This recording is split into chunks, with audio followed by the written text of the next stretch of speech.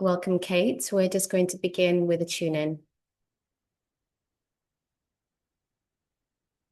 All right, my love. So when you're ready, I invite you to take your attention into your own space in whatever way feels comfortable for you.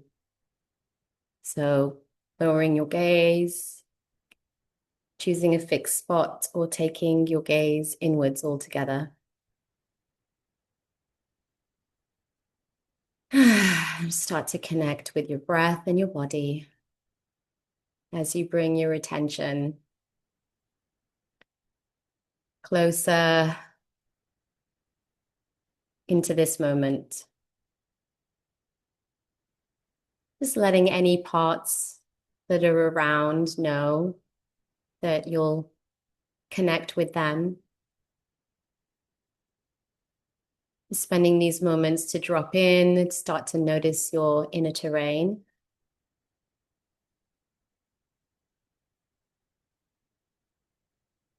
Taking your breath anywhere where there's congestion or tension.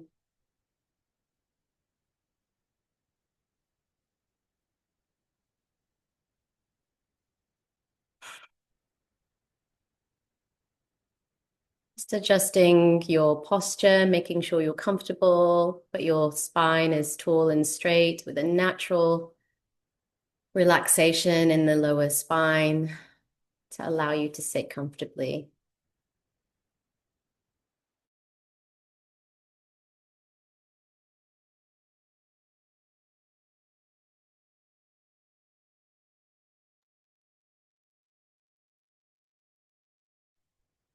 And when you're ready, bring your palms together, just a gentle rubbing to activate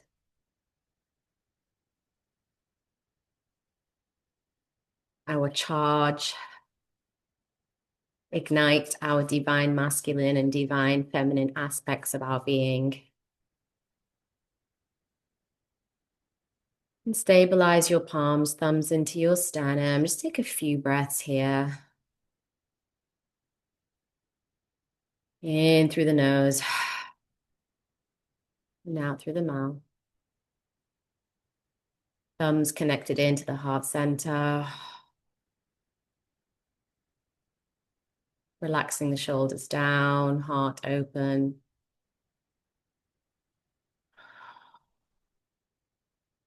And when you're ready, we're going to take 3 deep breaths in through the nose, hold, and exhale through the mouth. So take a deep breath in all the way into the lower belly. Hold the breath. Focus at the third eye. Shine that light out to the end of the universe. And through the mouth, making a sigh, exhale. And again, inhale deeply. Hold the breath at the top of the inhalation. Shine that light effortlessly.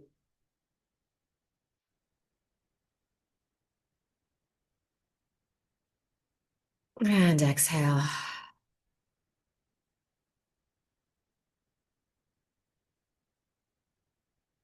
Take another deep breath in and hold. This time applying the Mula Bandha, the root lock.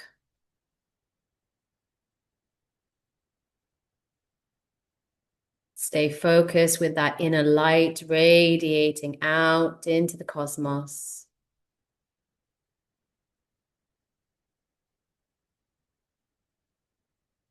Take another sip of air if you have to, through the nose. And then exhale.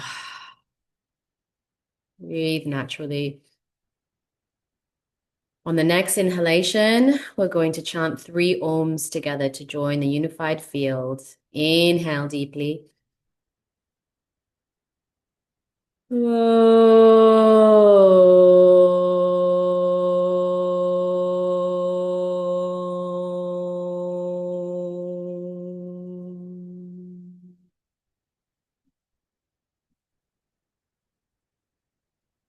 Inhale.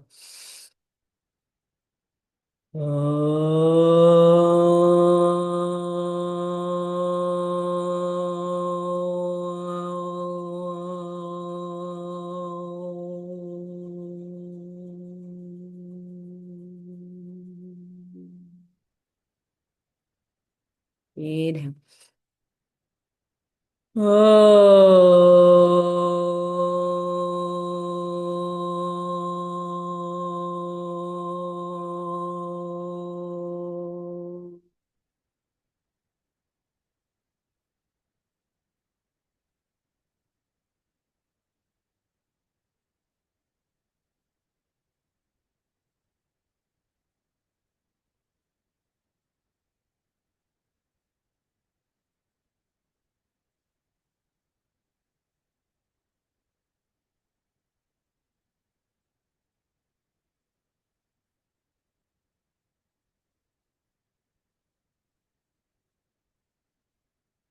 Bring your palms down to your knees, keeping your gaze inwards, checking into your internal system.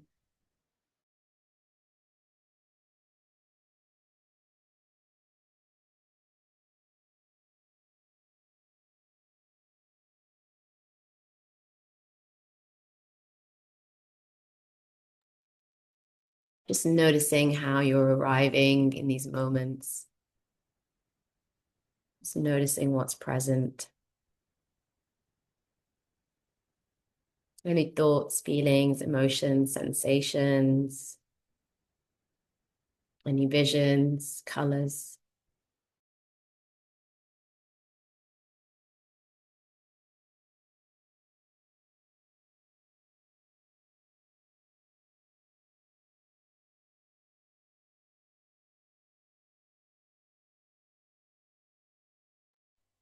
And whatever you find, whatever you notice, simply acknowledge and take yourself in to meet those parts of you that are arriving, that are making themselves known.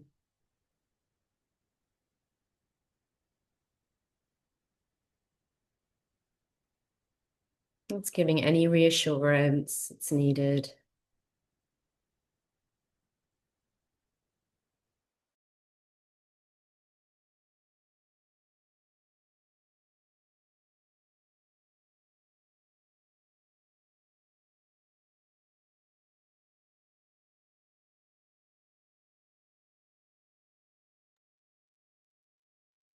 Tending to any parts that need your attention, that maybe need a breath, some movement, some sound, some touch.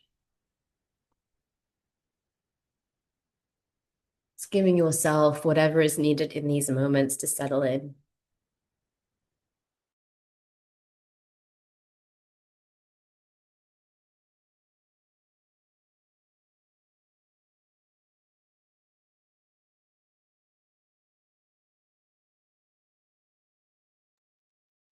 So letting your parts know that this journey today, this ceremony of completion is as much for them as it is for you.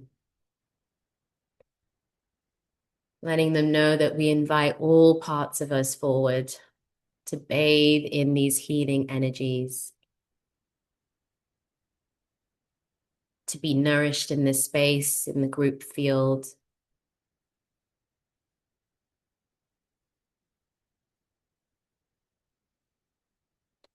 And to be connection in connection.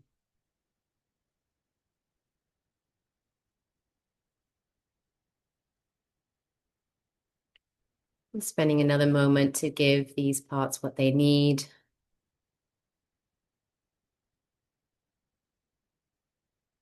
And maybe listening for what they may be bringing to the session today.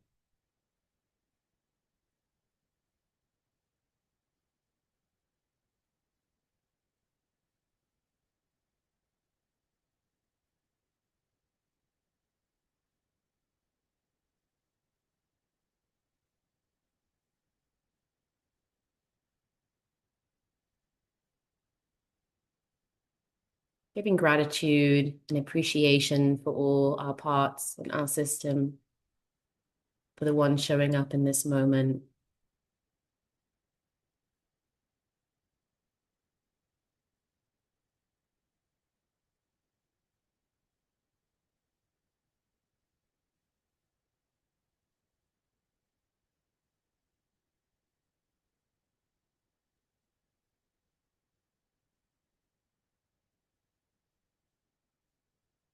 And when you're ready, keeping your attention inwards, just bring your attention to the group field. This constellation of divine beings journeying together in the cosmic field on this earth, on this path of the lineage of Sekhem.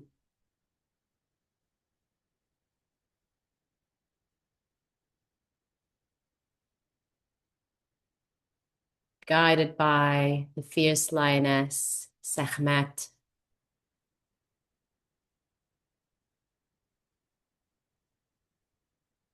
and by the cosmic principles of Hekert, Hathor, and Osset, Isis.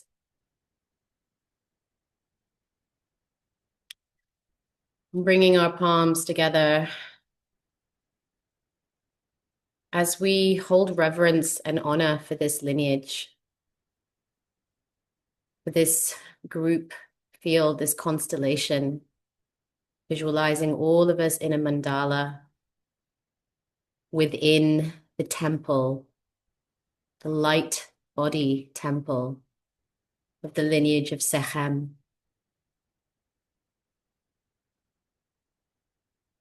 All of our light bodies emanating, radiating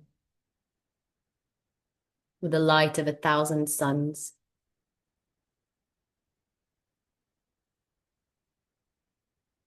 Connected from the center, pillar of light, connected to our central star, Surya, our sun. And beyond that, connected to Sirius. Beyond that, connected to the center of our universe.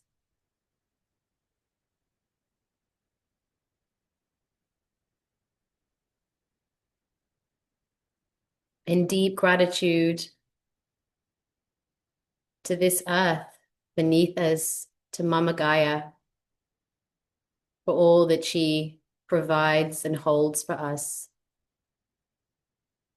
Our feet planted firmly on the earth, the dragon lines in geometric grid lines beneath our feet, connecting all the sacred sites, all the nodes on planet Earth, all the temples.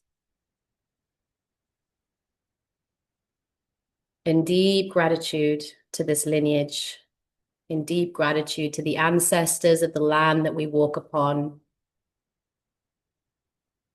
in deep gratitude to our own ancestors and lineages.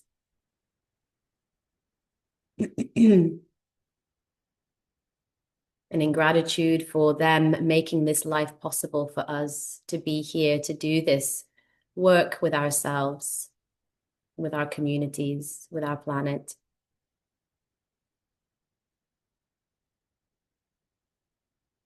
In gratitude to all the parts in our system, to our higher self, to the cardinal directions of the East, the place of the rising sun, our eternal illumination, our vision, the place of the South, our innate beingness, our innate creativity, blissfulness, abundance, playfulness, home.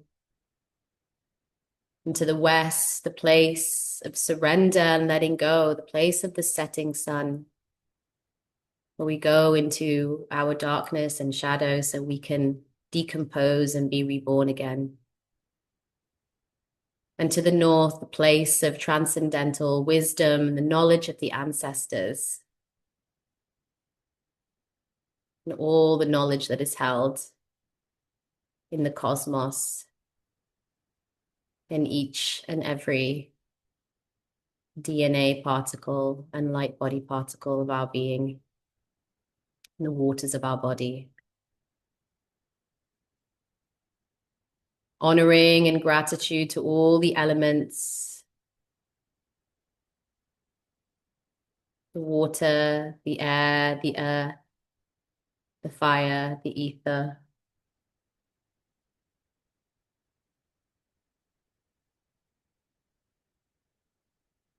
To all our masters, teachers, and gurus that have walked before us, that hold this lineage, ascended masters and teachers, and the ones in form. To all our plant allies and our animal allies for guiding and protecting us from the unseen realms. To all the nature beings, to the dragons, the dragon lines, the celestial beings, to the Neteru, the deities, the Ishtars, the cosmic principles, and for the highest and greatest good only, our galactic star family and beyond. The highest and greatest good only, the multidimensional beings that guide and support us. Calling in your own guides, in deep reverence to Mary Magdalene, to Yeshua, for carrying forth these teachings on this planet, and to all the mystery schools and the temple schools, holding this wisdom and knowledge, and to the ageless wisdom teachings and the golden current passed on from generation to generation to all the wisdom keepers. We honor you and we thank you. And spending just a moment to ground into all of that, visualize your feet firmly planted into the earth, your roots growing down into the earth.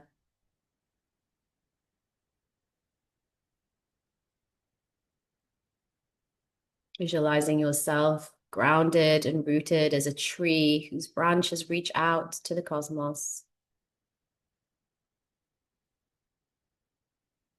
Your spine, your trunk golden, radiating your true power, your true presence, your true essence.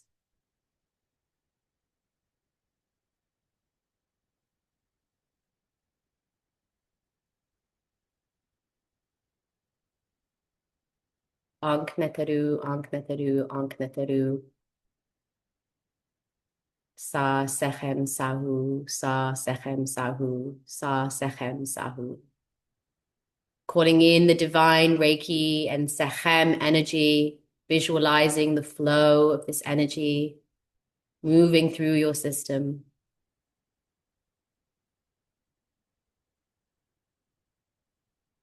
Pulsating through your palms, through your being.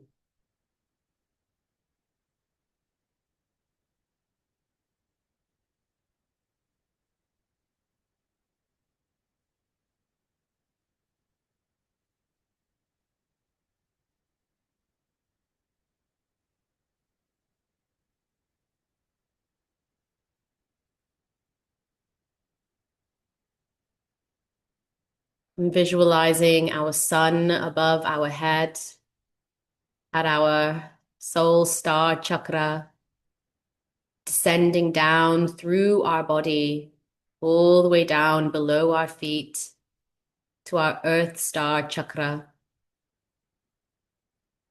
where it transforms into the black sun. And from there, pulling the black sun back up our central channel, visualizing both of these suns, grounding our energies, charging our energies.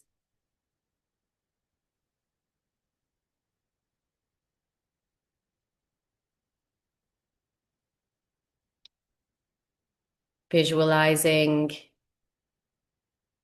all your generators, the red at the base of the spine, the green of the second generator at the sacral, the yellow of the third generator at the solar plexus, the white of the fourth generator at the heart, the blue of the fifth generator at the throat, the orange of the sixth generator at the third eye, the agya, and the purple of the seventh generator at the back of the top of the head, the crown. Fully lit, illuminated,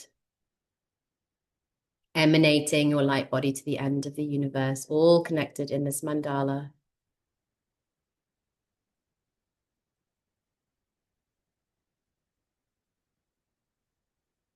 Just allowing any energies to naturally make themselves known to you, any sensations, any thoughts.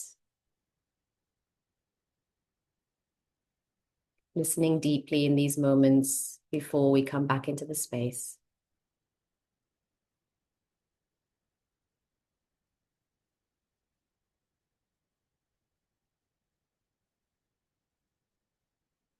And when you're ready, come back into the space.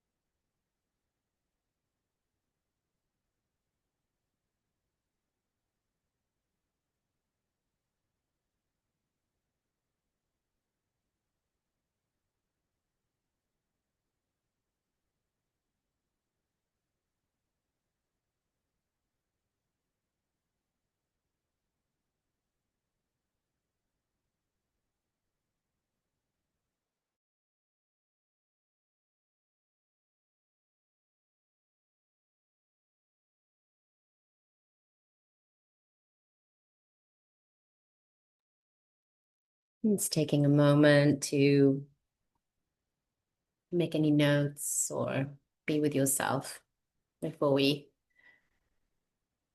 begin the teaching.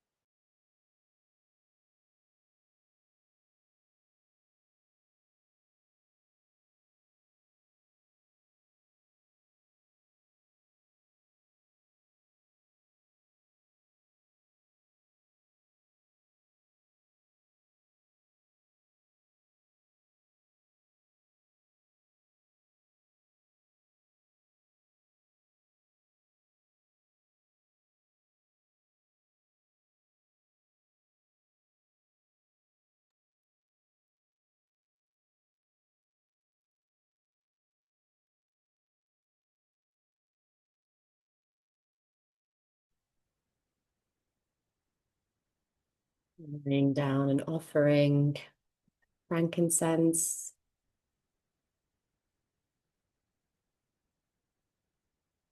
for you all.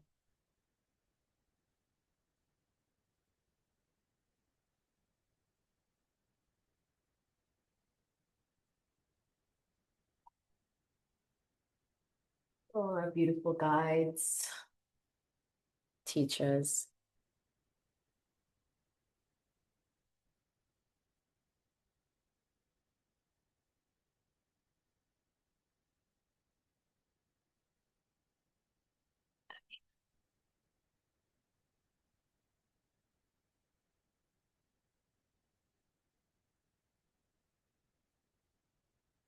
Okay, so we'll come back into the collective space.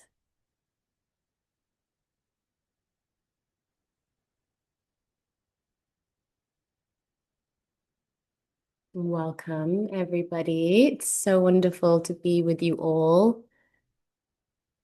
It's always a bittersweet moment as we come together, enjoy,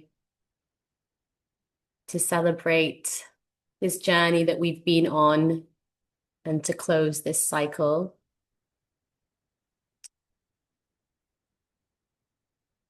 But with this cycle of completion begins a new initiation for you all through the Blue Lotus. And that's what the ceremony is about.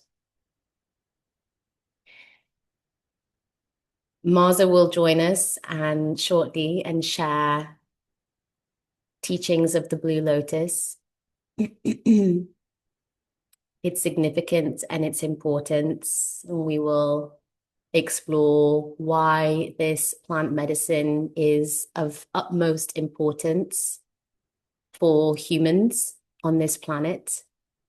As we all know, it is a symbol, a totem, a being that is revered deeply across all cultures, traditions, and lineages.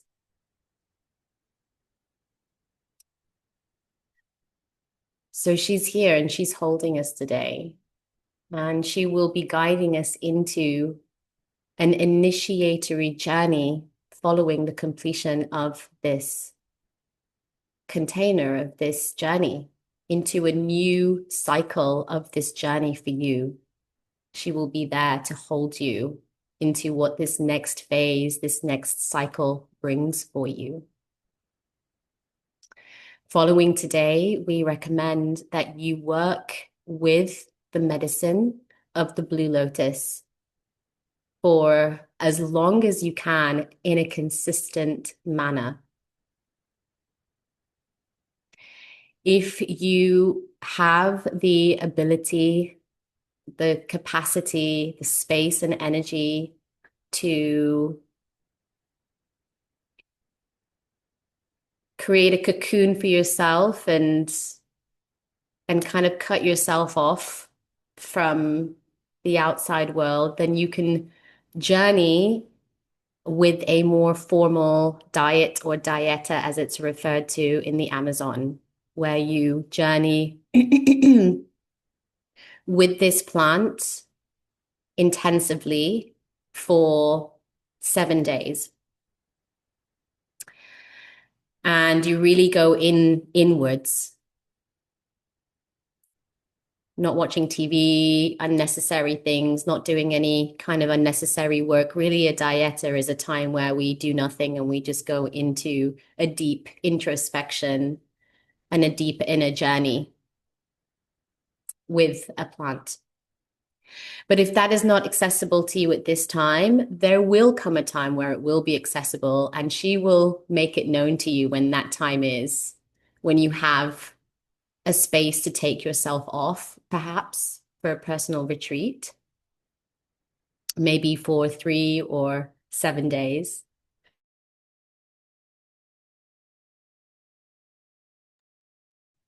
And so that's one way that we suggest of working with her. The other way is to work with her consecutively for the next 21 days. So to continue your life as normal and work with her for 21 days.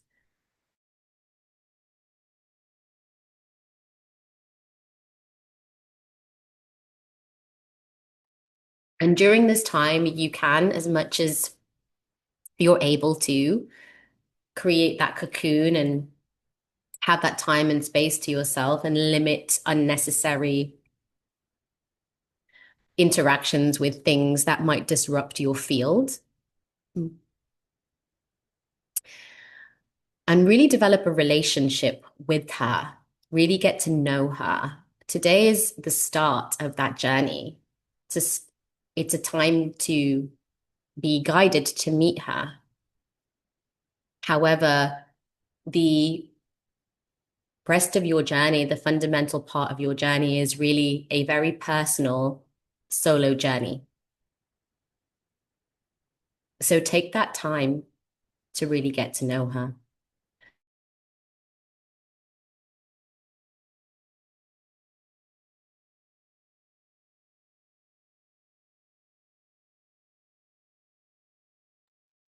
I knew that this smudge would really activate my throat.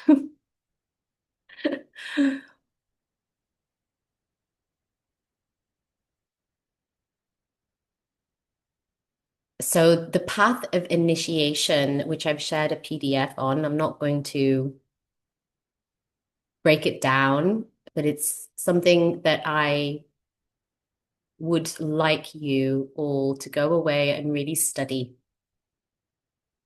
the four fundamental paths of initiation.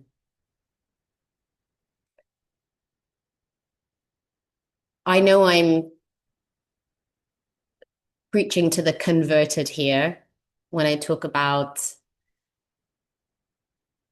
we're living in times where traditions that hold initiatory rites of passage are so important, are making a resurgence, and so important in these times for us to bring back these ageless wisdom teachings, bring back this way of being in relation with ourselves, with our families, our communities, with our guides, and with our teachers, and holding ourselves through our evolutionary path of growth and self-discovery.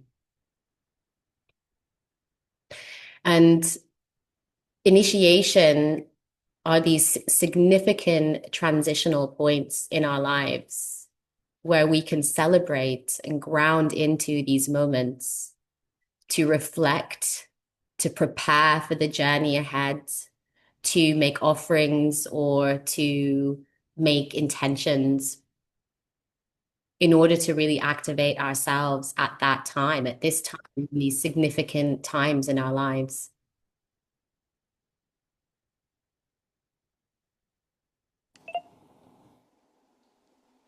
And so understanding this path of initiation is so important. Hello, Grandmother Two Clouds. Hello. You've joined just on time. Good morning. So the path of initiation and understanding it is of utmost importance for all of us. There are important notes in the document that I've shared with you about the role of community and the role of ceremony in initiation. But fundamentally, the path of initiation begins with the path of self-initiation, of understanding that we are our greatest teachers and that we have the capacity to hold and guide ourselves through our life path. And perhaps for some of us, it's important to go through a process of resourcing ourselves and empowering ourselves to be able to hold ourselves, to believe that we can initiate ourselves on our path, to build more confidence and trust within our own system to be able to hold ourselves. Perhaps there is a journey to go on here and something that I invite you to tune into. What do you need? What does your system need to feel resourced, to continue your path of self-discovery, for you to be able to hold yourself and your system on this path of initiation?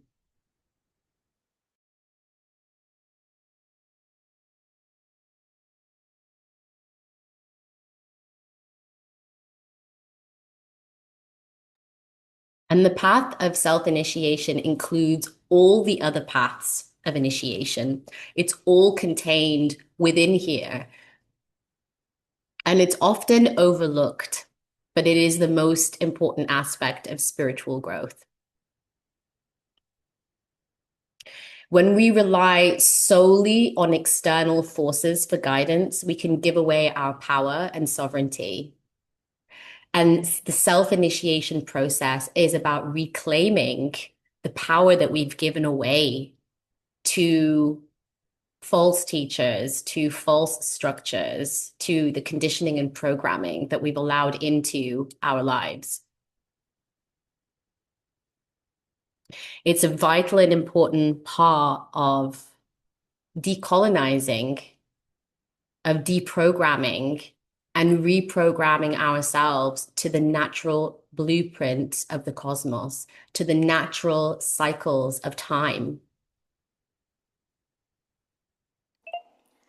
Can I jump in for a sec? Of course. Um, One thing I think is important about initiation is also actualizing the initiation if we're self initiating. Because we can do a lot of things in our own mind, but when we get it outside of our body, there is something about anchoring it in time and space that I find that is important when, we celebrate our mile markers in life. Like we have our customized one, our birthdays, we have Christmas or Hanukkah or, whatever. We have our mainstream.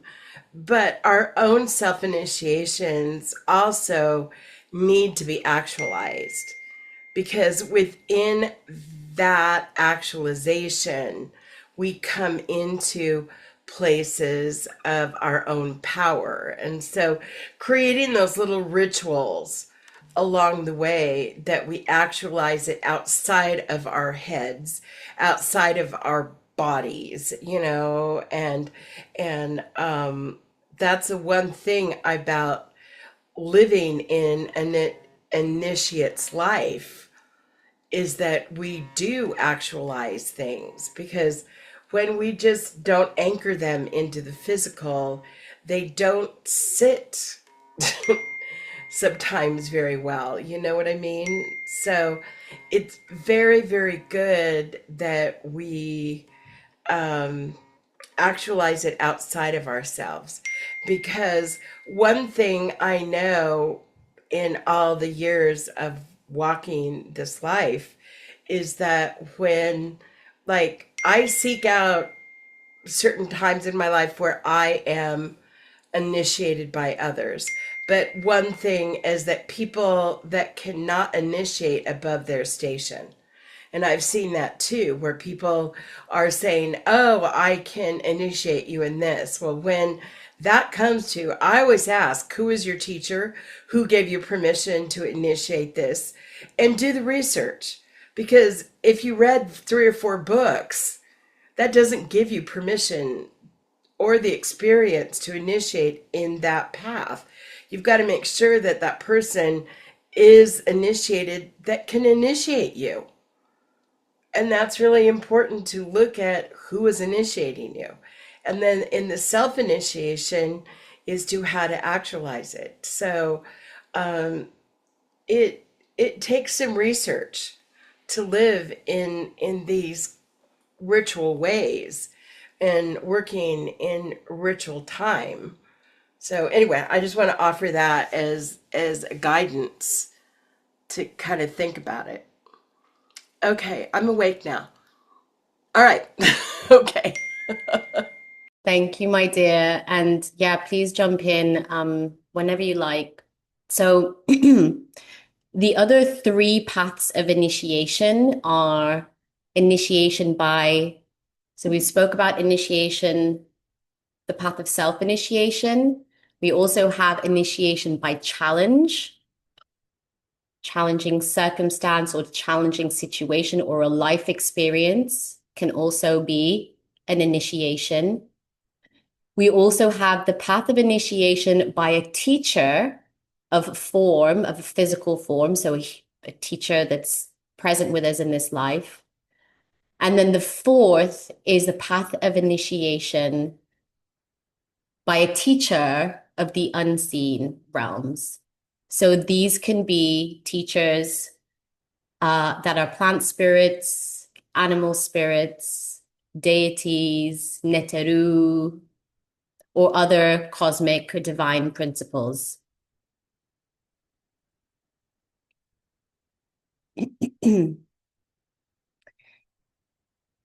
And you'll find a very chunky paragraph in here that I've shared about integrity.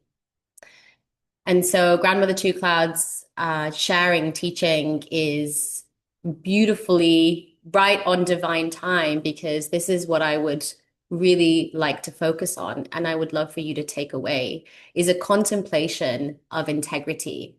And for me, integrity really is about aligning to the values, principles, and ethics that are relevant for you. But as Marza has said, this takes study, this takes experience and time to learn from your teachers, from your guides, from studying books, from looking out there in the world, seeing how some are doing things and not doing things, and using your own intellect to understand what your values, principles, and ethics really are, so that that can become your blueprint, your framework.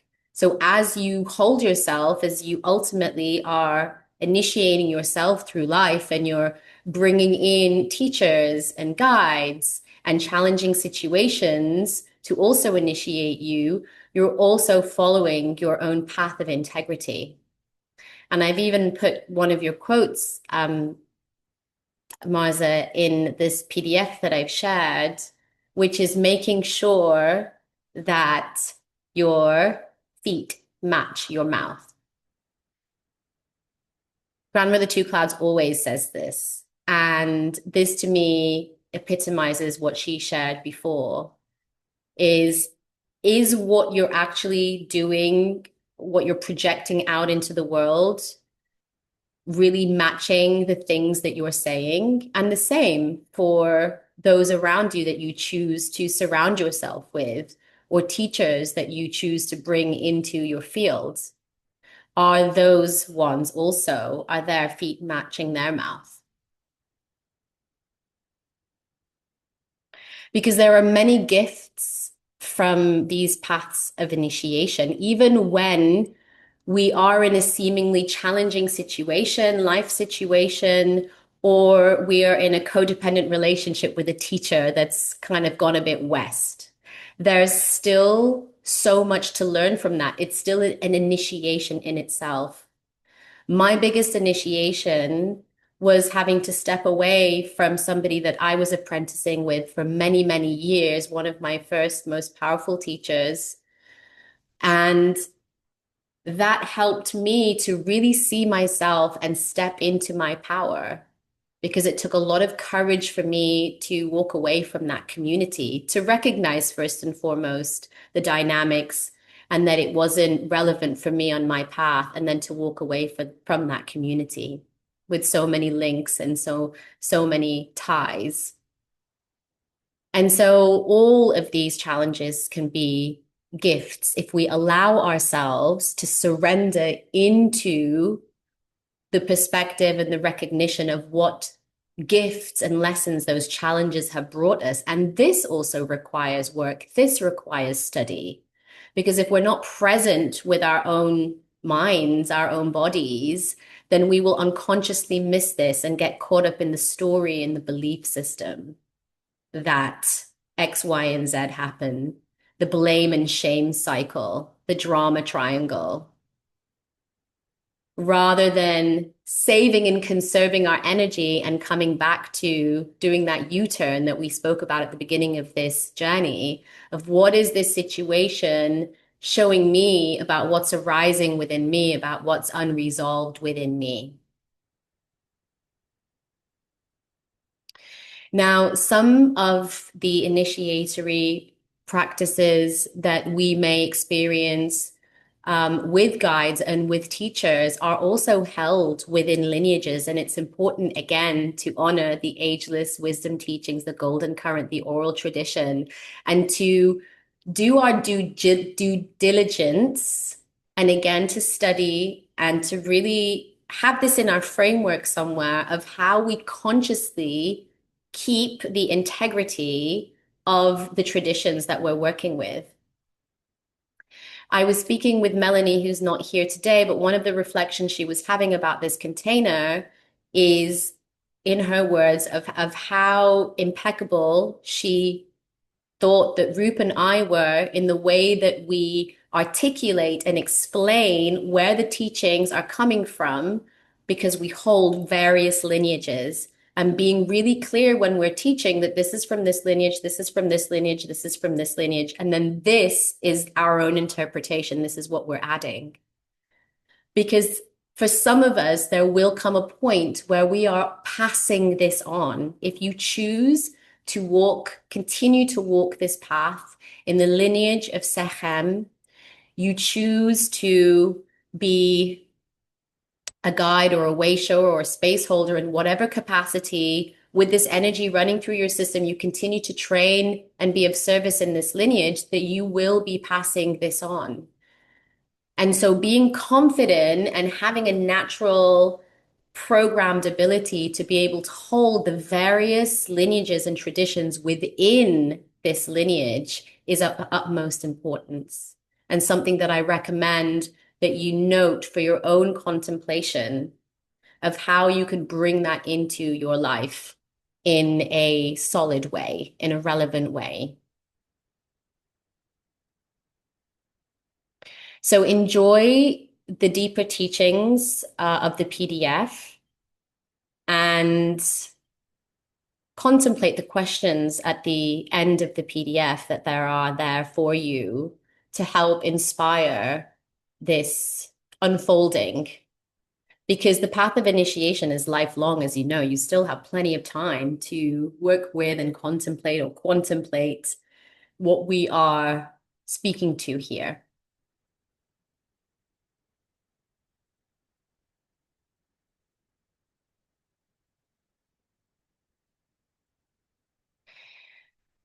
Grandmother Two Cards, is there anything you'd like to add before we invite any questions in? Well, I just, one thing is that if I'm going to go learn with somebody, I take a little while to do some research. I don't like plop down my $500 and go, well, I mean, I really take some time to, if they've done YouTube presentations. I mean, sometimes it's just in the moment and it's like, yeah, I got to do it. You've got that spirit that just kind of pushes you. I get that. But like, I'm not one like a sweat lodge. I will sit back and go, well, I'll support from the fire and do my prayers, because I'm not going to just jump into a ceremony with somebody I don't really know. And a lot of times I do watch their feet and their mouth, because a lot of times it does this and their feet does that, two different directions. And really, if you watch humanity and you watch human, I don't know if anybody's taken neuro linguistic programming or NLP, but when you really watch human gesture, that really tells you what the truth is, and you start registering that truth from a lie. And then even just asking questions as, well, who are your teachers? How long did you study? Did they give you permission to teach? And I know it sounds like, and I've had some people, when I've asked those questions, oh, well, ugh, and if they're huffy at me, I'm just like, well, I'm interested in your class, but I'd like to know more about you, so if you want to sell a ticket, let me know what the show is and what are the credentials. because there are so many, and I've had people do this with me. I've been a teacher for many, many years. I mean, like many years, decades. And I've had people take one of my classes, 6-month class, and they're trying to teach it. And they just barely scratch the surface. And they don't have my permission to teach. And I've had other people that have been taught by people trying to teach some of the stuff, and they'll come to me and go, "Well, I don't understand that." And I'm like, "Well, that's because you were taught by somebody who didn't know what they were teaching." So it's really important just to follow your gut. That's your first thing to do, is your first line of defense is your gut. What does your gut tell you? A truth from a lie. You normally in your own matter what you feel first. Feel, think, do. Don't think, feel, do. Feel from the niao in Hawaiian, as we say, the gut of is this person lying to you, or is there a truly connection? Is that aini of reciprocity? Is there an exchange of information in your body, in your feet? Because that's when you really get to know an exchange of energy.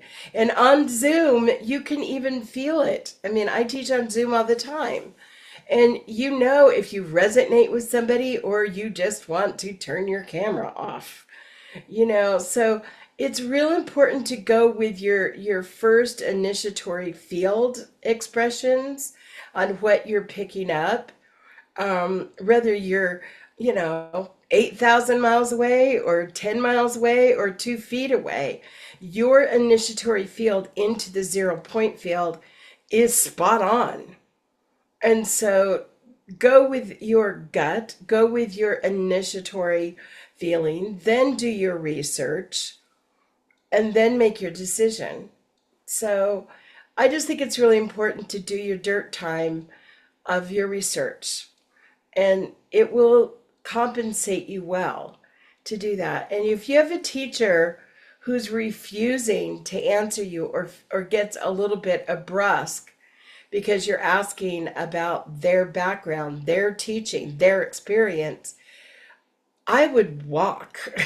I would go, because that means that they're not standing in full transparency. And if you're putting your good earned dollars down as an even exchange of that knowledge being passed to you, um, I don't see it in good reciprocity. So that's my experience of being really with people who are deeply rooted in honesty, transparency, and has the dirt time to teach it. And that's the other thing that we have in this time.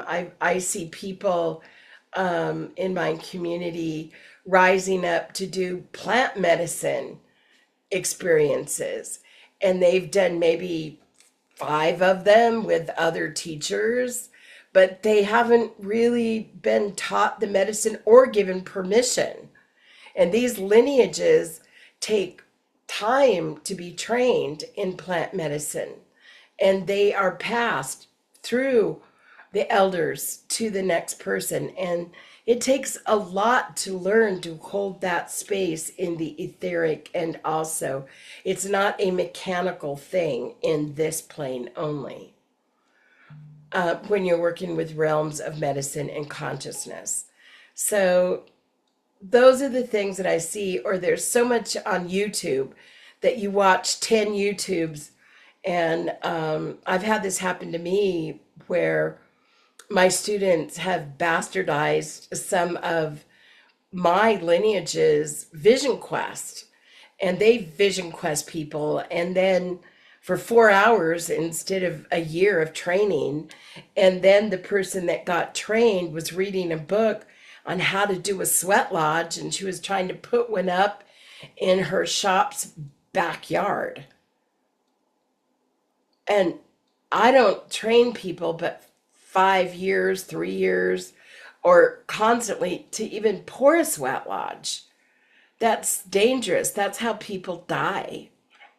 And so these are the things that are important, that before you get into a lodge, before you get into plant medicine, before you do these kind of things for your own safety, is check references, check backgrounds, and feel good in your own field that you're sitting with somebody in transparency. That is for your own safety. So, okay, I've said enough. Thank you. Thank you, my dear. And such an important segue into, and Grandmother Two Class, I'm going to invite you back in a moment, but I'm just going to introduce the next teaching piece, which is on the initiation of the Blue Lotus. And, Mars's words just resonate so deeply with me with regards to in general working with plant medicine and the importance of discernment on that path. I have been on a path personally, myself and Roop, for 15 years of working with various plant medicines, from working intensively with the DMT plant medicines, working with cannabis, working with San Pedro, with peyote, and with the magic mushrooms very intensively also, working with mugwort, mama mugwort, and of course, blue lotus and rose. And I was initially initiated into working with blue lotus by Roop and my first teacher in Sekhem, Padma Kandro Victoria Sinclair, when we were initiated into Sekhem level 1. She brought this initiation, this was about 8 years ago now, into our lives, as we will learn and we'll go into now, as the Blue Lotus was an important, mildly psychoactive plant spirit that was worked with, that was communed with in the ancient mystery schools in Egypt, in Kemet, and in many parts of the world, in many different lineages. The lotus has been in several ways utilized not just as a plant medicine, but also as sacred geometry, and also in mantras, in visualizations, in various ways of working with this plant to connect to the consciousness of this plant. And so our initiation began with the path of self-initiation. So we were initiated to work with this plant for ourselves. And it's the same model and same framework that we use for any of our energy medicine teachings. Is the first level, the first journey is always about connecting with these practices ourselves, integrating them into our own fields, communing with these beings, whether they're crystals or whether they're plant medicines, developing a relationship and developing that embodied relationship and connection so that we can be guided by them, so that we recognize their finer frequency. As the lineage of Sekhem unfolds, for those of you that choose to continue walking this path, in level 2, things really intensify and amplify, and there's a lot more time and energy that goes into the training, because really we are training in an ancient lineage of an ancient mystery school, and we are connected into several mystery schools that have held these lineages and these teachings. And the blue lotus becomes an important ally in helping us to remember and to bring back the memory, restore our memory, our cosmic memory, so that we can ultimately, the ultimate outcome of remembering who and what we actually are, to help us activate our mental, emotional, and physical light bodies, and to to fully activate ourselves as an open channel and conduit and antenna to receive the messages from the universe, from nature, from our guides, from our higher self, from one another, to become more telepathic, to become more embodied, to activate more of our human technologies. And so as we unfold in this path, we also, this is also considered, this lineage, the lineage of Sekhem is also considered a priestess lineage. And some people may choose to train in this lineage and not call themselves a priestess, a priest or a priestess. And that's fine. That's not necessary because the way in which we integrate the teachings and the energies and we can do that in various roles, whether we are continuing in our corporate job in a corporate environment, or we're coming into a very traditional priestess role in the lineage, in a space holder. It's really the field is open. What's important is to understand that this lineage is very comprehensive, and the Blue Lotus is a central part of this lineage. So I'd love to invite Grandmother Two Clouds to share her teachings of the Blue Lotus, and just also remembering that, you know, what we're sharing here is sort of at a basic level, let's say, even though, as you all know, basic for us is pretty damn chunky and comprehensive. But these teachings deepen in um, a much more intense way as we go into level 2 and beyond. And grandmother Marzo was initiated into Sekhem level 2 recently, and I know she's had that Sekhem fire up her butt as she's been journeying these last few months. Ah, I'm blushing. No. Your um, words, not mine. I I know. remember you saying. So we'd love to know about your teachings on the Blue Lotus. Well, one of the Blue Lotus is that there's so different grades of Blue Lotus. I mean, and as a clinical herbalist, I'm also um, a producer of medicines and commercial producer. So I do a lot of formulating, and I've just been asked to formulate a full Blue Lotus line for for a company that has Blue Lotus ponds in Egypt, in Sri Lanka, and they're opening two in Bali. And so there's different gradients of Blue Lotus.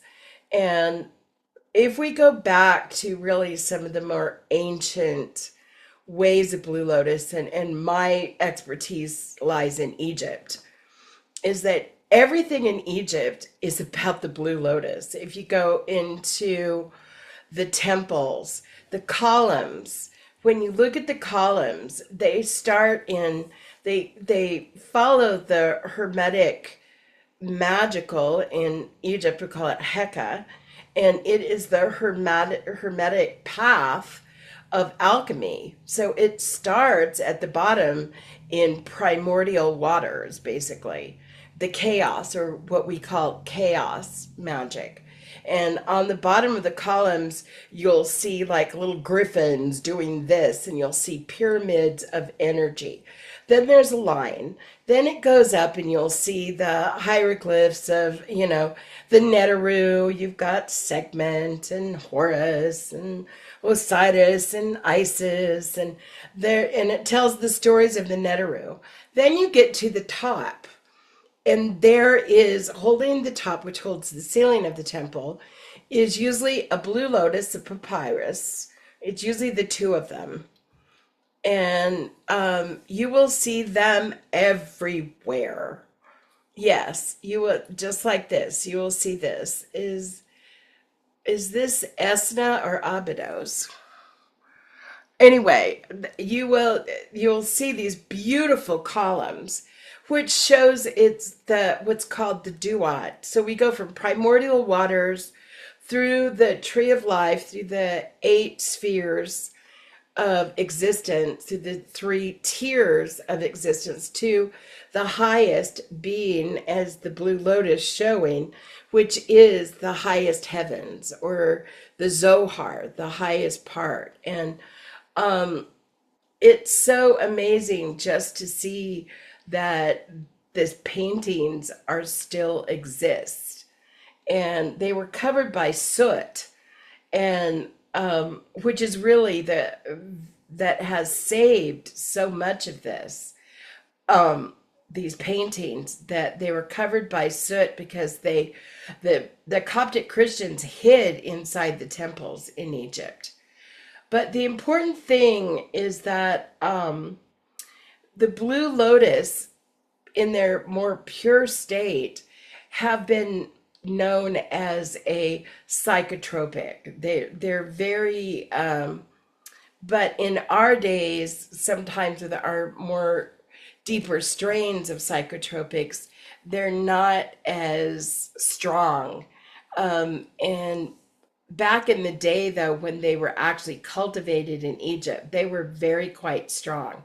On the temples of Kamambo are the spells and rituals, and they actually have a blue lotus spell. It's called spell 152, which is actually on the back of King Tut's gold funeral mask. And it's about the eternity of blue lotus, of how it renews itself. Because when the lotus blooms and then it dies, the pod itself of the lotus, if you've ever seen a lotus pod, is considered life and renewal. And that's what's so important. But the importance about blue lotus also is that, like, when I work with it, I like to work with the entire flower, like with the stamen. I don't like to work with the leaves and like with the stems and the leaves. I only work with the flower. And I prefer to only work with the dried flower with the full stamen. A lot of the times when you buy blue lotus, it comes with these fillers of the stem and the leaves, and really the potency is in the full flower. It's in the stamen that really gives it potency. And the smaller the flowers, actually, the more potent. So the younger they're picked, they're more concentrated in their growth than in the larger flowers. But when I'm choosing the type of flowers I'm using, there are some blue lotus ponds that are by the door of Ashwan, and I'm a portal keeper of the door of the ant, which is connected into the door in Ashwan. In Hopi, it's where during the migration, the Corn Clan came out of, when they went down with the ant people, the Corn Clan of Hopi came up out of Africa, just like Flute Clan came out of Tibet. And so there's a reciprocity between these two doors. And there's ponds grown right above the doors.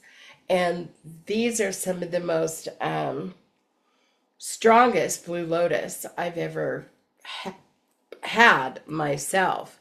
But the blue lotus is that the greatest in Egypt. It's considered the most holiest of flowers, as also it's one of the most expensive essential oils in the world.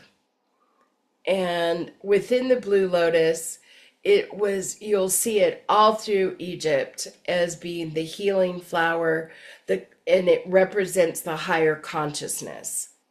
And so within the blue lotus ceremony, as we're seeing that here is Segment working with, I don't know who this is. It's probably one of the pharaohs. And looking at this, that could be Horus. I don't know. It's hard to say. It's got the pata staff and the feathers. Yeah, sorry, it's Pata is probably actually in the section below this one. I okay. Okay, that's what I was just trying to Mhm. read what I'm seeing. But the important thing is that it was always considered the gateway that they would enter doing the Blue Lotus ceremony using Blue Lotus, that it was the key that unlocked the psyche into the greater consciousness. And it was also used to expand consciousness, to bring protection in the spiritual realms because of its auric expansion field. And it's is this the segment from the segment temple at Karnak? Yes. Yeah, it looks like her. Again, you can see that she is holding a right here in her staff, she is holding the staff of the Blue Lotus. And this is a very particular segment that's in an off small chapel on the temple grounds of Karnak. And it's a completely dark temple except for this one little hole in the ceiling, and they say they have to keep her locked up, and they do. They keep the gates closed and locked, because she's known to walk around at night, and she has very strange things. When you photograph her, a lot of times you can't get a clear photograph, and people have had profound healings with her, and also touching her left foot. The segments that are standing hold infinite power, and the ones that hold the lotus staff, that you touch their left foot at the waxing moon, fills you with that auric protection of the blue lotus and the power of segment. And it's a ceremony that I actually learned in from the Book of the Dead, in the Mut, talking about the Temple of Mut, which is the Sekhmet Temple, which is on the other side of Karnak. But it's also recorded in Turin, in the Egyptian Museum in Turin, which has the only full intact copy of the Book of the Dead, and that is included in that.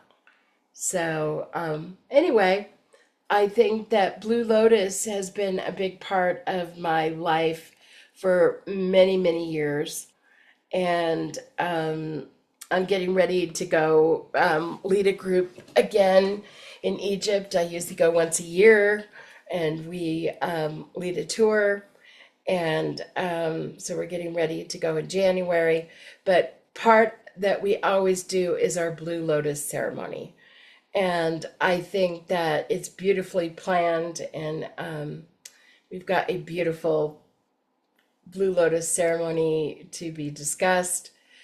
And I make it a ritual to do Blue Lotus teas during a time of higher medicine. It's not something that I use every day or things like that. When we go to the sacred, and that's the other thing to be important by, I keep certain herbs, I keep certain things for when I do my own rituals or a group ritual. And those are to go into the holy, to go into the sacred, because then they're put up as, I know that my body signals that it's time to go and use those herbs for what they're actually cultivated for, than making them just like, oh, I'm going to have a cup of tea. And that's why, sacred herbs are called sacred herbs. So I think as you build your ritual kits, as you build those rituals that feed you and that become your signature rituals for yourself in celebration of your rites of passage, it's important to cultivate these sacred herbs and to study how to use them and to use them in celebratory rituals that enhance your life and don't let them go into the mundane, that you keep them in sacred ritual ways. And that way you celebrate yourself in a much deeper way with these plant that are made to go into the sacred. And all of Egypt is all about Blue Lotus. And it was always at the highest of rituals. So, and not everybody was allowed to go into those temples. So, anyway, that's all I have to say. Thank you, my dear, for that teaching. Oh, We so look forward to your deeper teachings in Sekhem level 2 on so much, but very much so on the archaeoacoustics of the temples of Egypt. Can you just say a little bit about that just while you're here? It'd be really great to hear a little bit more. well, since we've kind of opened the art of cymatics and looking at the mandalas, we see these ancient temples, and the mandalas are actually frozen sound. And so when we look at the actual frequency of the sand vibrating on a at a frequency that we use in cymatics, they actually make the reflection of the mandalas that are in the temples. So when we look at the temples, they actually are sound made, and how the ancient people knew about this we don't know, but when we look at the mandalas, they are actually frequencies, and those frequency patterns are shown to us through cymatics. And so a really good example that we could take is Rosalind Chapel, built in it's in Scotland. It's probably most famous for it's a Templar. It's a Templar chapel, built around the 11th century in Scotland. And what's famous about it is it has all different types of. It's got pentagrams. It's got Hindu symbols. It's got Freemason symbols. It's got Christian symbols. It's got Jewish symbols. It's kind of the church of the ages for humanity. But the interesting part about it is a lot of these symbols that are within this church create notes or frequencies. And that has all been mapped out to create a Gregorian chant. And so the song is captured within the actual fixings of the temple. And so one thing that we will be studying is the graphics, the hieroglyphs, and that's part of what my dissertation is about, is the frequency of the hieroglyphs and the frequency of the temple teachings are actually creating a frequency that are frozen in time that actually make a conscious change by using piezoelectric visual sacred geometry in the golden ratio that plays a different construct in our frequency fields. And like one thing inside the Great Pyramid, it is F flat. And people go, oh, well, F flat is E. No, it's not.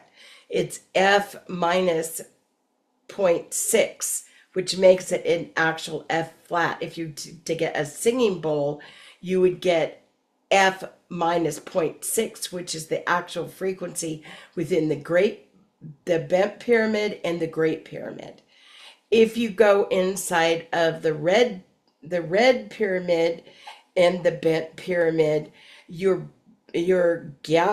gamma ray frequency is 6.1. The gamma frequency of 6.1 is a human brain on meditation. So as soon as you walk into those structures, you're actually put into a theta wave of 6.1, just entering that temple through the piezoelectric currents. So the science is there. And so we'll be studying those frequency codes of what are in those temples and how do they translate into some of the ancient Sekhem frequencies, and how those frequencies translate into symbols, and how do we awaken those attunements within us to upgrade our own energetic systems. So I think, hang on, stay tuned. Okay. Yes, absolutely. And one of the things that we shared at the beginning of this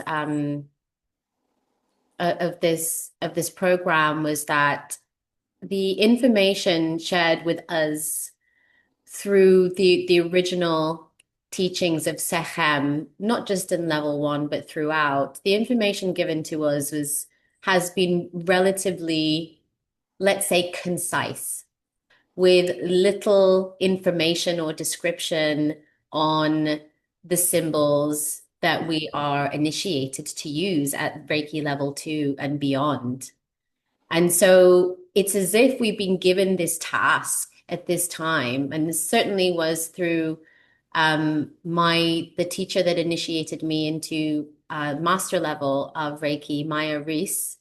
One of the things that she said is, we really have to study these symbols. We have to use them in practice. We have to figure out what they are. We have to stick our head in the portal symbols and kind of look around and feel around and see what's there. And the exciting thing is that we get to go on this journey together for those of you that would like to step forward into this. And we get to learn more because we're still, as Marza is studying her PhD on this, like this, this is unraveling this information, this knowledge is unraveling, and we're remembering it. We're getting the messages through our remembrance, through working with the Blue Lotus, through doing the energy practices. We're tapping into the field and we're getting the nudges and we're following the breadcrumbs a little bit better, and we're seeing the signs a bit more clearly. We're getting some of that information, and then we study and then we verify through our own experience in our bodies. And that's how we get to develop this. And so the culture and the consciousness of this lineage is going to unfold because of all of us and the work that we will do in our lifetime in this lineage. So that is what is available to those of you wishing to step forward on this path. And so the Blue Lotus really reminds us, as Marza shared, of this cycle of transformation, of this renewal, this regeneration that we go through, that is just a fundamental aspect of life for all of us. And so the Blue Lotus rises from the murky waters, which is the decomposing muck and the shit. It's all that darkness. It's that stuff. And it rises from all of that, despite all of that, with all that richness, up and open to the cosmos to receive. And as I think I remember you saying, Marza, really, really landed with me. I think it was in one of your Lodge of the Four Winds classes, but the lotus opens. It's a solar medicine. It opens to the sun and it receives the transmission of the sun, and it receives the transmission of the other planets in our solar system. and the constellations that, are close to us. And then it takes that back down. It furls back up and it takes that back down into the waters. And it's those waters, those electrified waters that are connected to all the waters everywhere, connected to the waters in our body. And that's how these messages and this constant interaction with the cosmic realm, the celestial realm, with the energy and the frequency and the codes and the neutrinos, and bringing that constantly back up into the earth, from the sky back down into the earth, into the waters, and spread.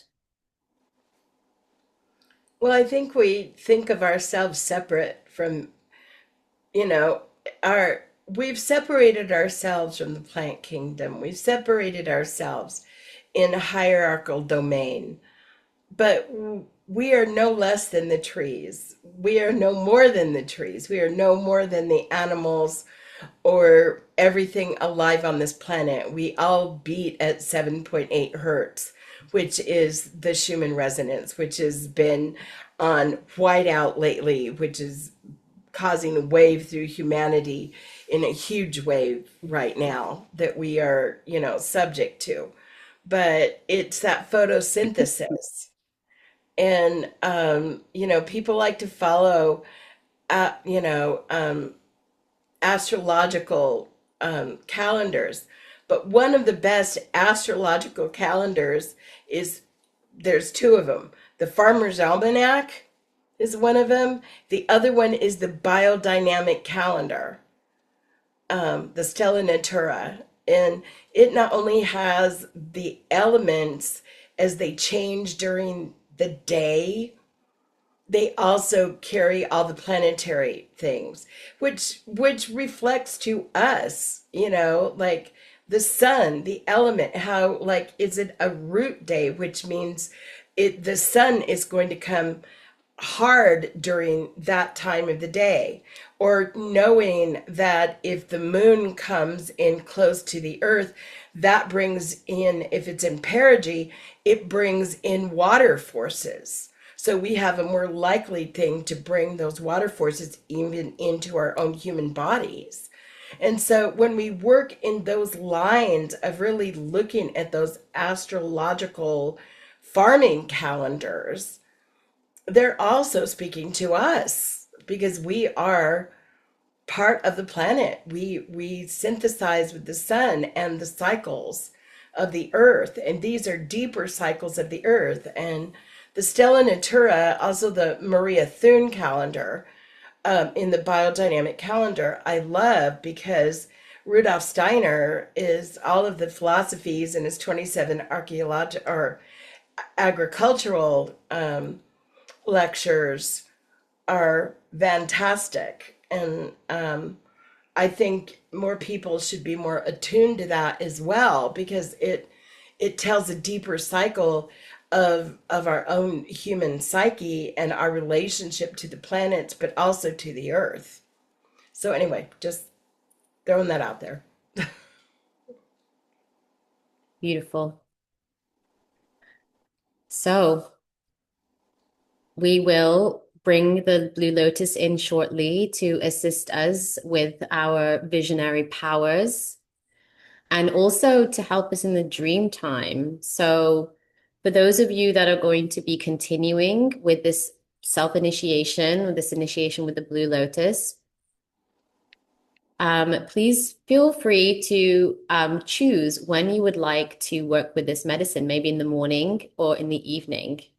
It doesn't really matter for me. It didn't really matter at which time I had it. And sometimes I would have it, most of the time I would have it in the morning, actually. But this medicine is going to enhance not just your dream time experience, but your dream recall also. The quality of your dreams, the types of dreams that you have are also likely to change. But she will aid you with your visionary skills and your visionary powers also, as well as open you up to the transcendental wisdom and knowledge, and to be a conduit of remembering and pulling in that knowledge into your being. So we're going to take a little bit of a break, literally just 5, 10 minutes. And when we come back, we're going to be going into ritual. And this ritual is based on a ritual technology or ritual structure that we use in our community that is based on the very basic Vedic ritual, which is called a puja. The puja is a ritual that we do at sunrise and at sunset, fundamentally, predominantly, but we also do various pujas for other situations to basically puja means a ritual. But the fundamental ones are at sunrise and at sunset or there and thereabouts. So to welcome in the day. It's the very first practice that we do in the Vedic tradition when we wake up is to go to our altar and make offerings for each of the elements. And fundamentally, what we're doing is we are offering the elements to the divine mother of all of creation or to the divine goddess, however you'd like to speak of her. And we offer each of the elements to remind ourselves that we are made of these elements and to remind ourselves and to relax back into the seat of self and to remind ourselves that we are creators in this world. So this puja ritual that we do first thing, we would offer a little bit of water, we would light some incense, we would offer some flowers, a piece of food, and we would light a candle, and we would do an anointing with the red tilakam, which is the red power, and we would anoint our third eye. But what we actually are doing in that process is we're drawing in the consciousness of the deities and the divine principles that we work with. So rather than just anointing ourselves, which we do with this finger here, the ring finger, rather than just anointing ourselves, we do a practice of actually bringing our finger to the deity and pulling it back into our consciousness. So I have here Durga. So I would actually pull her third eye into my third eye as I anoint myself.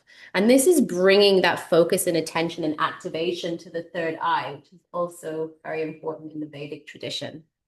So this ritual structure, if you've opened the PDF, is based around the puja. So we're going to be working with this today. I'm going to be leading the ritual today so that you can all relax back and enjoy. And what we'll do is we follow the structure of each of the elements, each of the 5 elements. So we begin with an opening and then we go to water and then we go to air, to ether and to earth and to fire. And in each of those elements, we pause and we make an offering of that element to our altar. But then we also, in a ritual context, when we're together in ceremony, we make an offering related to that element. So you see on the PDF that, there are some suggestions of things that we might do. Now, you don't need to, don't worry about this. In level 2, today, I've just been dropping a few things in so that you understand where we're going with this journey, where level 2 takes us deeper into the lineage.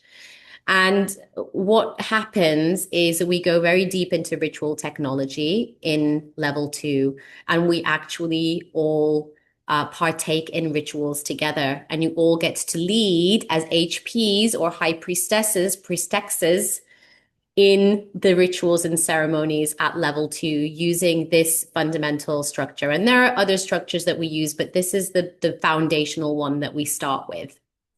So I would love to share this experience with you today so you have this embodied experience and you know what you're stepping into when you come to one of our online community gatherings or in-person community gatherings, because this is something that we very much do together all of the time. Okay, so before we take a break, I would just like to ask and call anybody forward that would like to make an offering in this ritual, either of a a prayer, maybe to the water or to the earth. Those are ones we always like to include in the ritual, as the water and the earth are two of the elements within the structure. If anybody would like to maybe offer a devotional offering, perhaps a song or a poem or a few words, or if anybody would like to do the opening prayer or a closing prayer. Okay, so those are a few options that I have there for anybody that would like to actually put themselves forward to participate in the ritual today. And if not, that's okay. You can just sit back and experience. Yes. Marza, did you have your hand up? Yeah, I just said I'll do something. Oh, amazing. Okay, I'm gonna put them all on here and then you can tell me which one you want, unless you already know which one you'd like to do. Um, I'll do the Okay, great. calling medicine for calling spirit and Great. asking for Ho'omana to come and then do do that to call. Is that all right? Great. Okay. Wonderful. What else did I say? Offering and yeah, I think that was everything that I said. Okay, so I've just dropped that in the chat. So these offerings are, because we have the dimension of time to work with today. And there's a bit of a chunky section that I'm going to lead a journey to meet Blue Lotus and a meditation with her guiding. So all of these offerings that I'm calling forward are very short. Beautiful. So we have so far Marza calling in. Raquel, I could share some words to call in and offer to water. So Raquel, we could have you at water. And then I'll drop the full ritual in the chat as well, because I kind of already had something drafted out. Wonderful. And then Shannon, happy to share some sound and prayer. Where would you like to do that, Shannon? Is there one Uh, of the elements that's kind of calling to you? um, maybe fire. Ooh, yeah, great. Emma, offer a poem. Beautiful. Oh, wonderful. And which element, Emma, would you like to do? Yeah, I'm feeling that this can connect to the earth element. Okay, let's see. Earth element. Oh, great. Emma, wonderful. Of opening colon is Marza. Okay.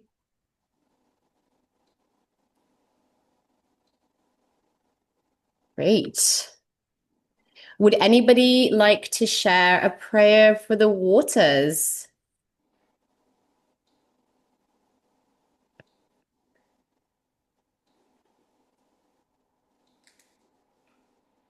Is that alongside sharing the offering to the Oh, water or yes, here. Yes, you are in water. Sorry, you're right. Perfect. Okay. Water, Raquel. Yes. Okay. Thank you.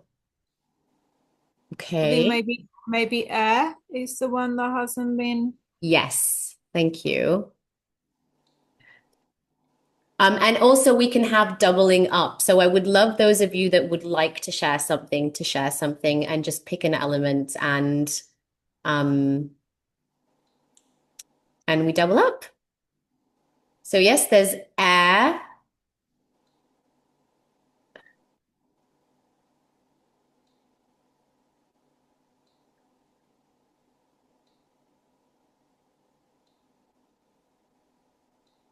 So it's what's really lovely in air is again another devotional offering, um some words, a poem, a song, a an invocation. Even if you choose to in air make a medicine offering into your cauldron, into your coal.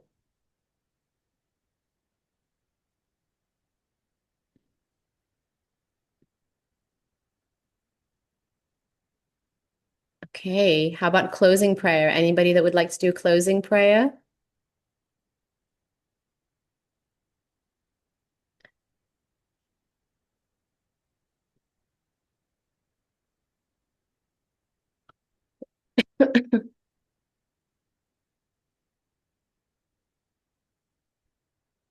Okay, so I'm going to drop this in the chat, and during the break, if you would like to uh you change your mind either way. And here we go. Like so, Maza, I've got Raquel. I've got Raquel, spelled your name wrong. Me for air and ether. And then we have Emma for earth, and then Shannon, and then great. Okay, wonderful. So, Maza, maybe you can do the closing as well then.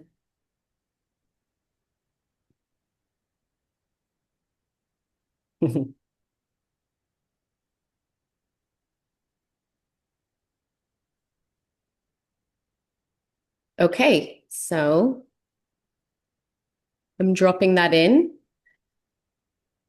Right, so let's take a 5-minute bio break and come back into the space.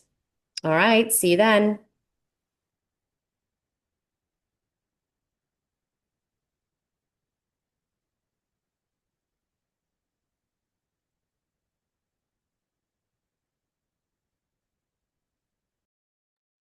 Hi, Root, my dear.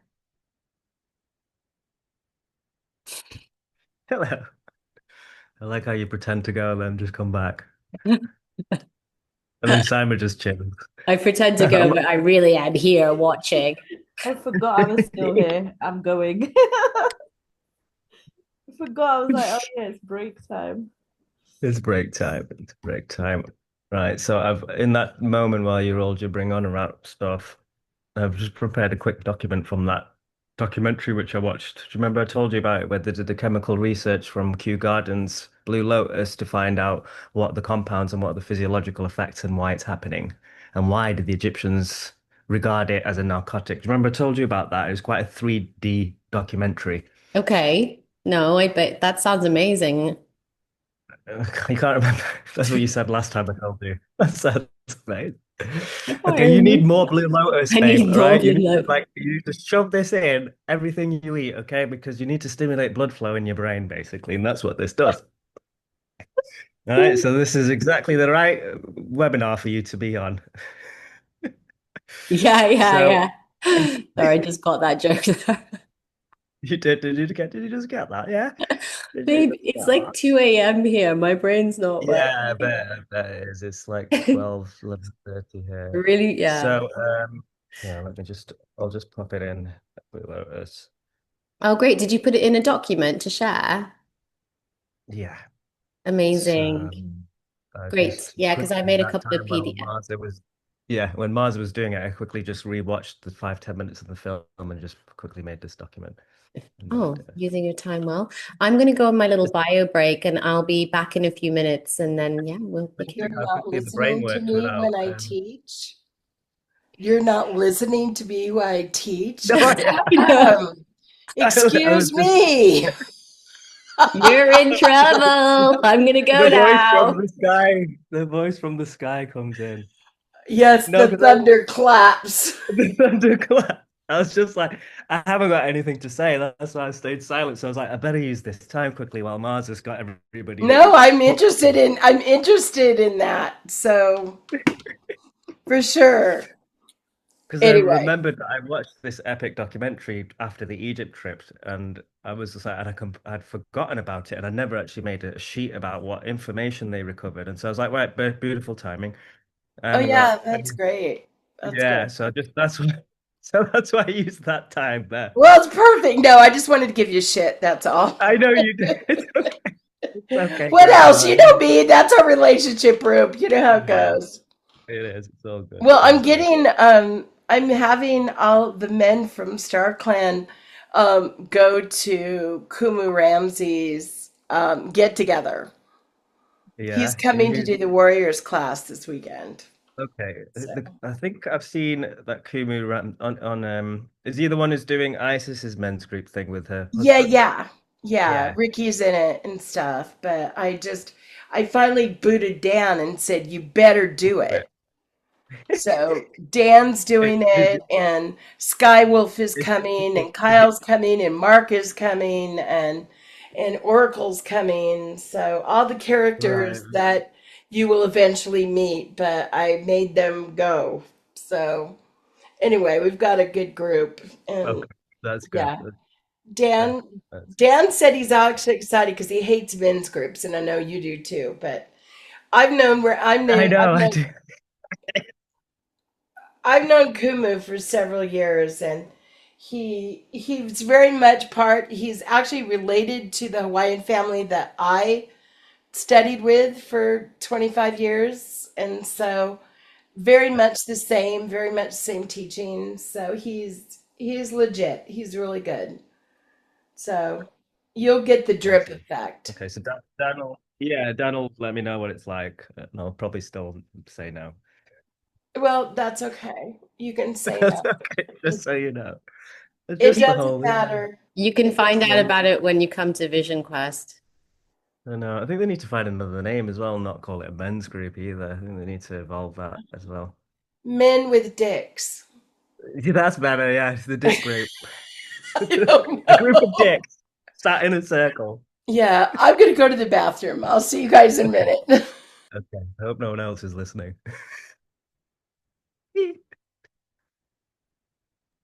Yeah, Okay, so what the should Root I email Marza you? drama is always entertaining. I know. Should I email you this PDF or just drop it in for people?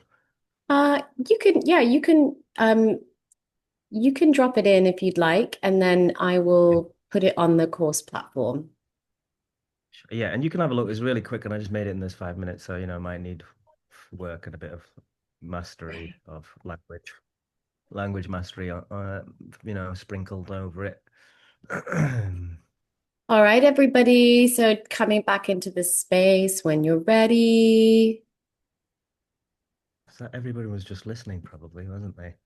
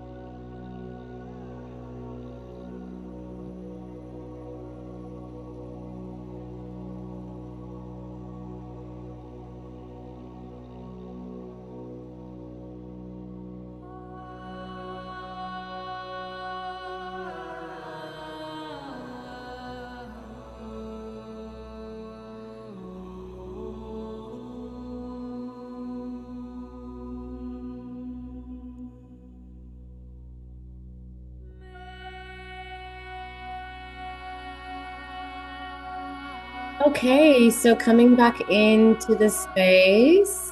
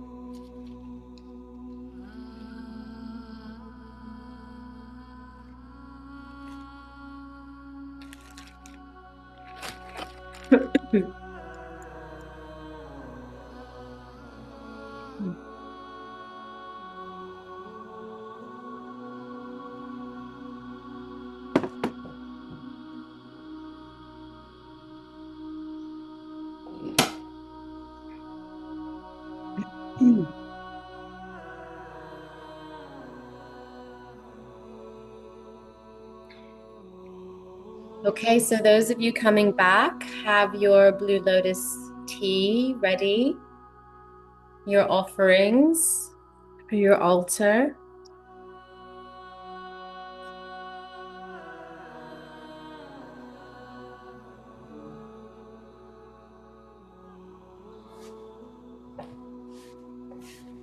And just a show of hands, has anybody prepared a Blue Lotus spliff?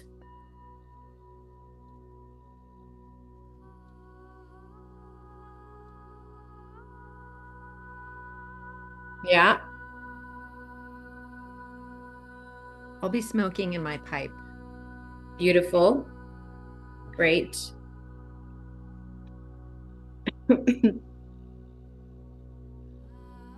If you don't have the means of smoking the Blue Lotus, that's okay. You can just receive the transmission from us and from your tea. I didn't know we could. I could get it, but it would delay us. So I don't want to delay us. Okay. You could also smoke it in your pipe. I don't know if you would do that. Yeah, I just have to go get it. Okay. Get your bong. Is that all right? Yeah. Go grab your pipe. Okay. Sounds good.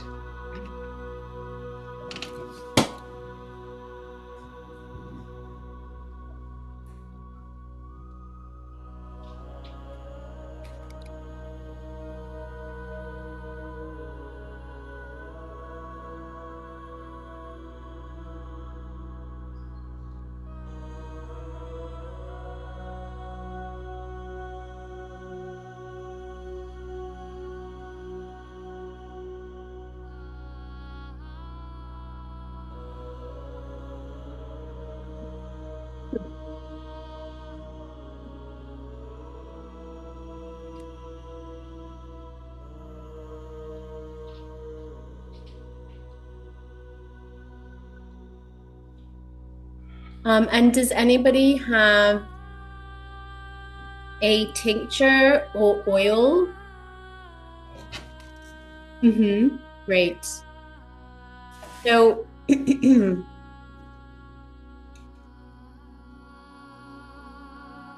wonderful.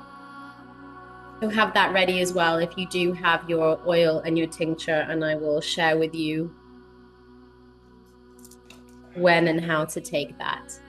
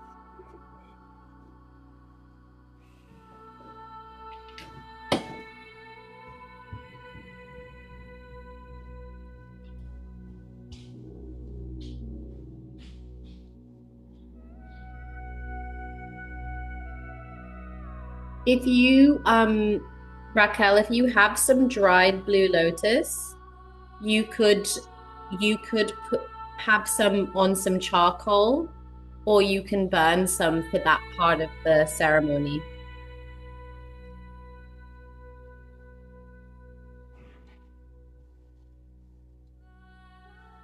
Yeah, so for anybody that doesn't have the means of smoking the blue lotus, you can place some on a charcoal or simply alight it in your urn or in a bowl.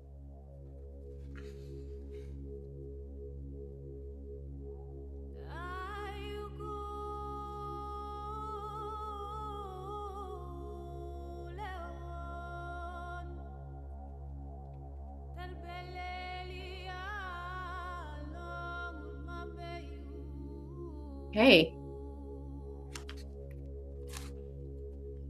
Almost ready.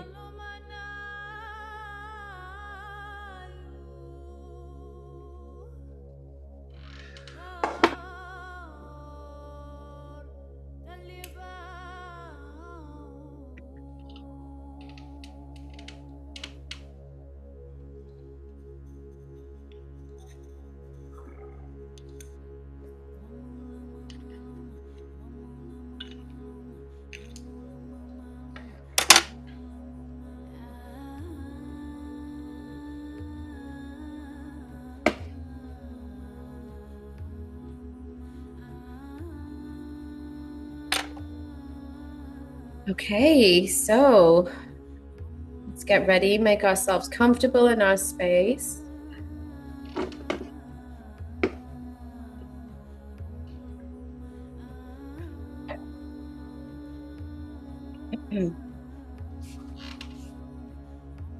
And Natasha, is there a specific time that we're all going to smoke, or is this throughout the ceremony? Are we smoking the prayers? There is a specific time when it comes in quite early. It comes in with the element of air, but you feel free to continue to smoke the pipe on behalf of all of us and say the prayers on behalf of all of us.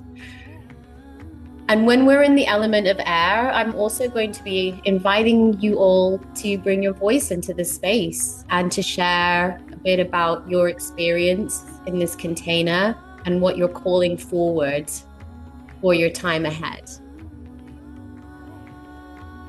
So that's a wonderful time also for you, Grandmother Two Clouds, to be smoking the pipe as those prayers are being made. Okay.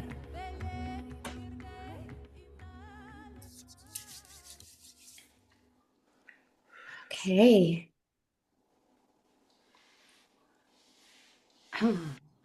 So let's just all spend a moment to bring ourselves back into the space.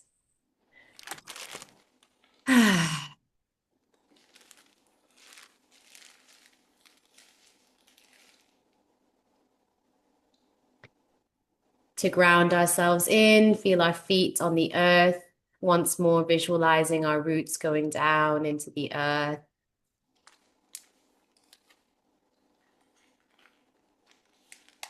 And as we did at the beginning,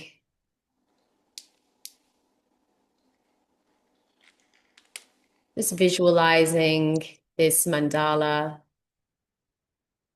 this constellation, all connected through the central pillar of light that emanates, connecting us to our central sun, to Sirius and beyond. Visualizing all of us in this mandala in the light temple of the lineage of Sekhem.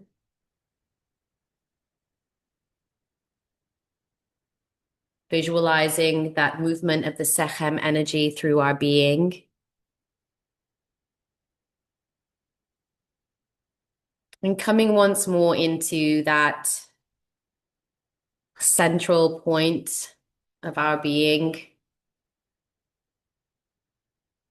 in honor and reverence. as we begin the calling in with Grandmother Two Clouds.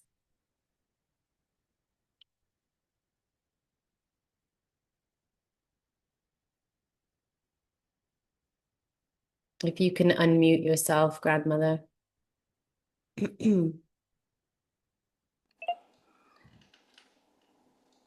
I have Hopi corn from Hopi, and I'm going to lay an offering.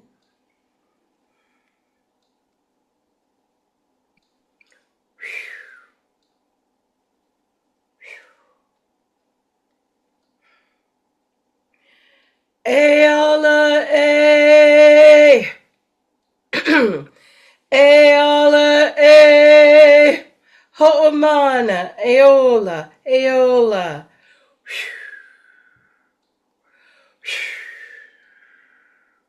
Ho'omana, Ho'omana.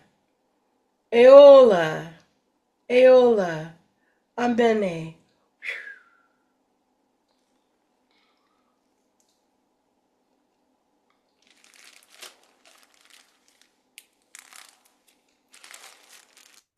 Thank you.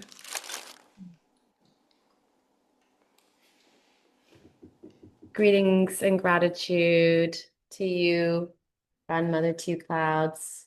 Laying down an offering for you and your beautiful opening.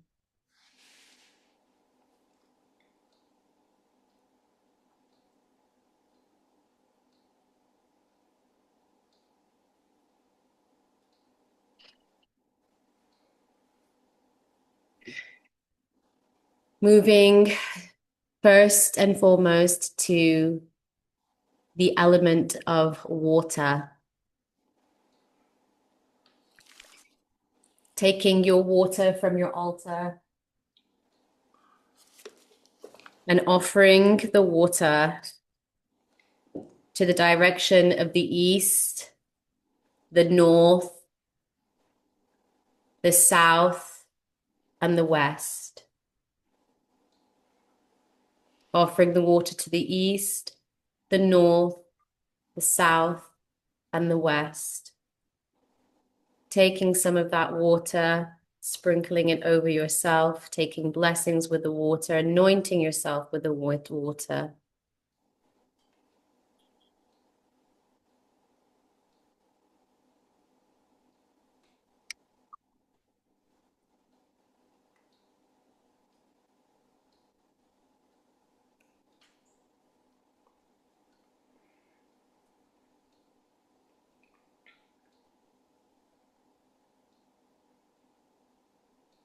Inviting Raquel to share her prayer for the water.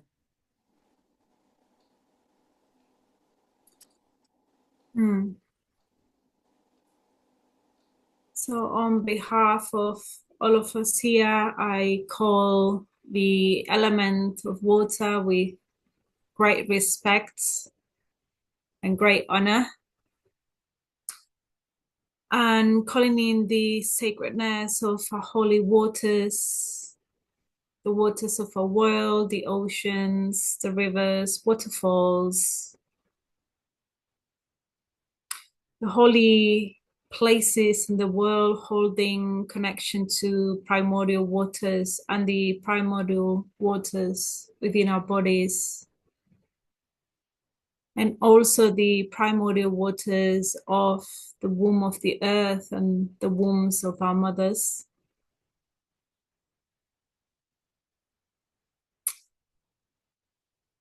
So honoring waters and inviting us to get our beautiful blue lotus tea,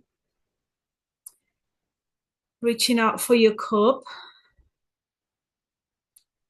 and just having a moment of reference with this beautiful, powerful, incredible medicine. And yeah, just taking a moment to connect with you in whichever way might feel intuitive. You might be having a look at it. You might be allowing yourself to take in the scent, or perhaps taking a small sip of it just to really savor the texture, and the taste. And when you're ready, you might begin to drink. And every sip that you drink, it's an honoring of the lineage and the medicine.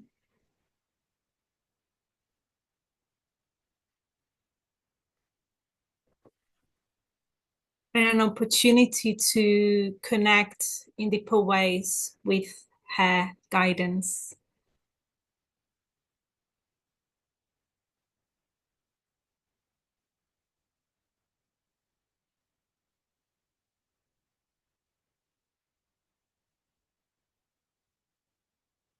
Thank you.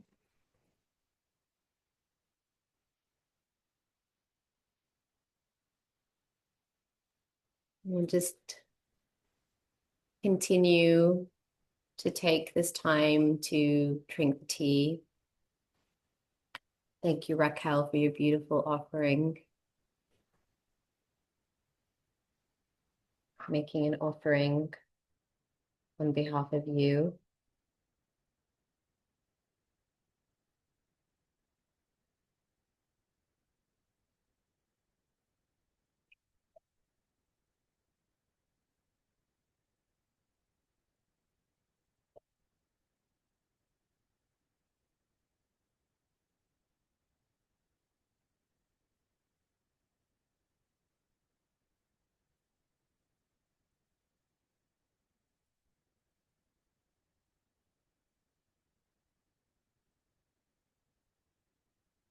And if you have a tincture or flower essence, feel free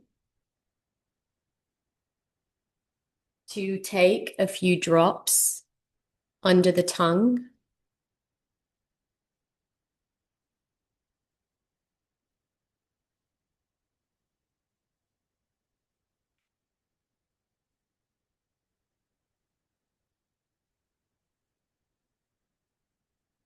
And again, just holding this medicine to your heart, and just as you're drinking the tea and as you're taking this medicine, just allowing this intention that you hold, or this energy that is being held for your path forward, to be present here.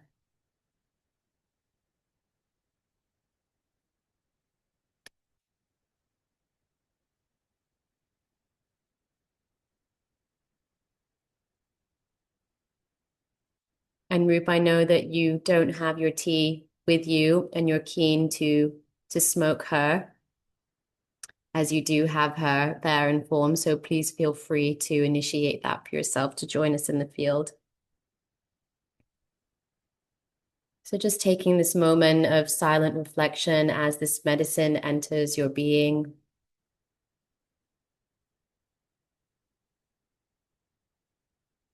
Smelling the fragrance of the medicine, allowing that to go into your olfactory system so your hypothalamus picks up those master signals and sends them cascading throughout your endocrine system.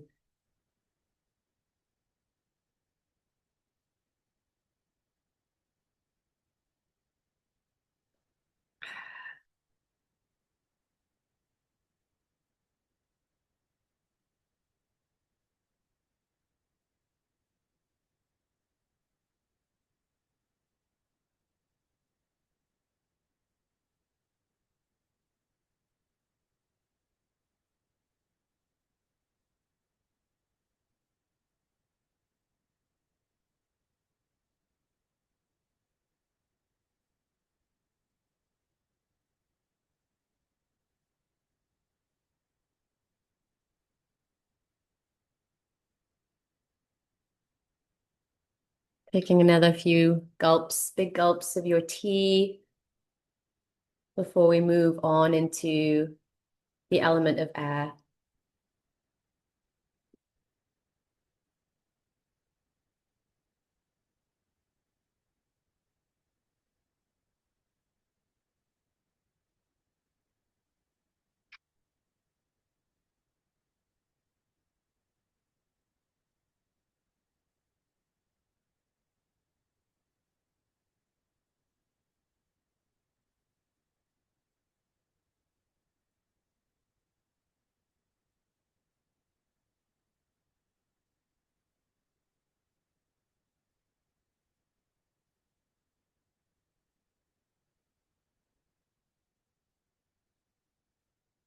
And when you're ready, and again, we can continue to drink the tea, but when you're ready,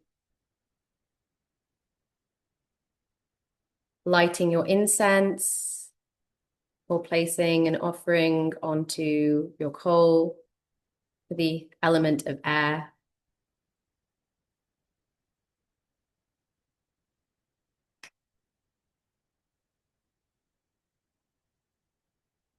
And taking some of that smoke into our field. And again, here, allowing the energies that are moving forward for us in this new cycle, in this initiation, speaking or holding that energy as we light this incense, as we make this offering so that the smoke can carry our prayers, giving gratitude for this element of air, for the air that we breathe,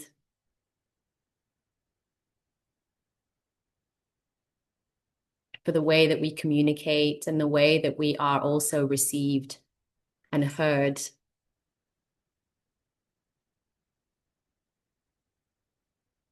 In gratitude to Grandmother Marza for smoking the pipe on behalf of all of our prayers, of all of the energies that are moving forward with us, which we will have a chance to speak in a moment. For those of you with a pipe or with something to smoke, now is your time to light. And there is a way and a process of initiation by smoke. I invite you again to hold this to your heart center.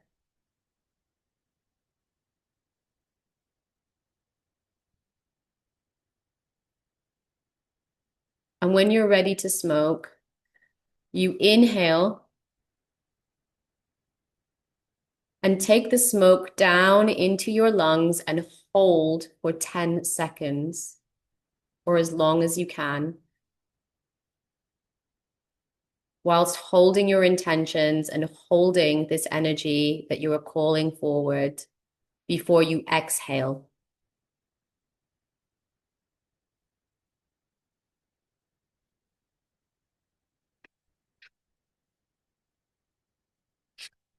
And then repeat. Inhale.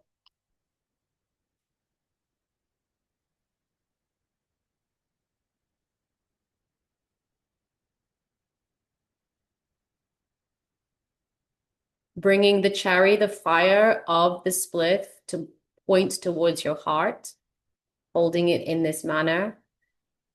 Inhaling the smoke into your lungs and holding for 10 seconds, keeping your eyes shut and taking your attention up to your third eye before you exhale. Continue for a few rounds, for as much as feels right and relevant for you.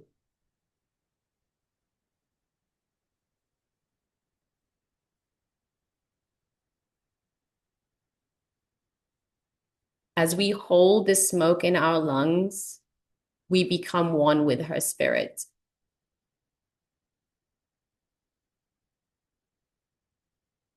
She moves into every part of our being. If you have Blue Lotus to burn in an urn, simply burn it and breathe some of the smoke in. Even just a tiny quantum amount is enough.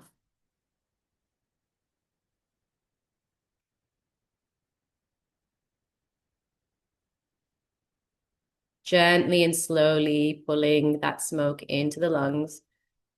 Hold. Focus at the third eye. Cast your attention out into the end of the universe.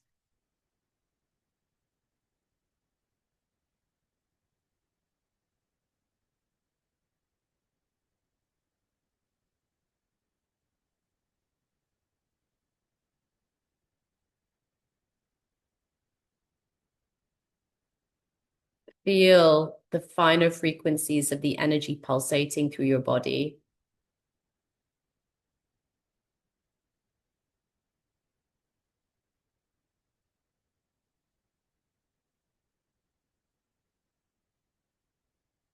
Just work with however much you intuitively feel you need.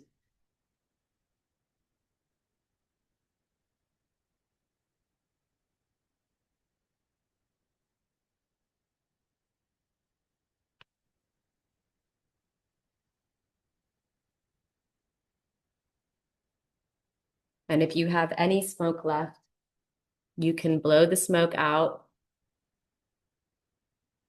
and use your hand to waft the smoke over your crown and over your left and right shoulders.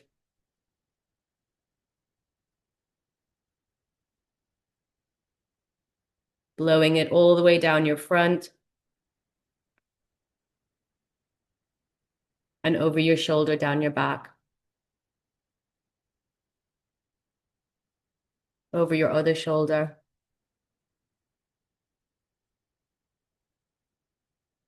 and into your hands and feet.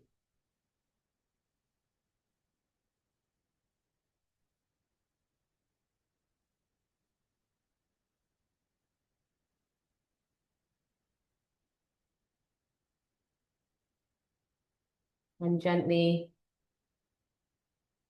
putting this down or out when you're ready.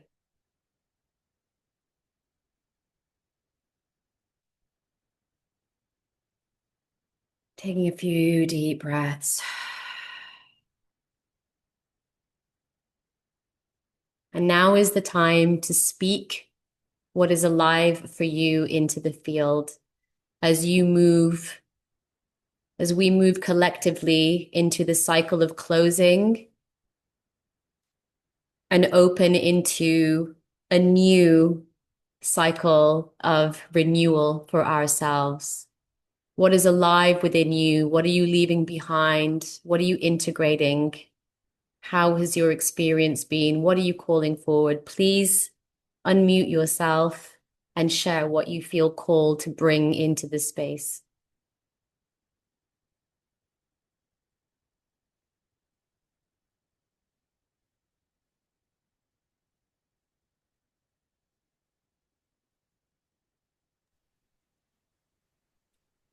Um,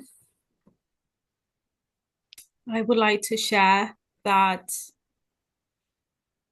this journey has seen me and taken me through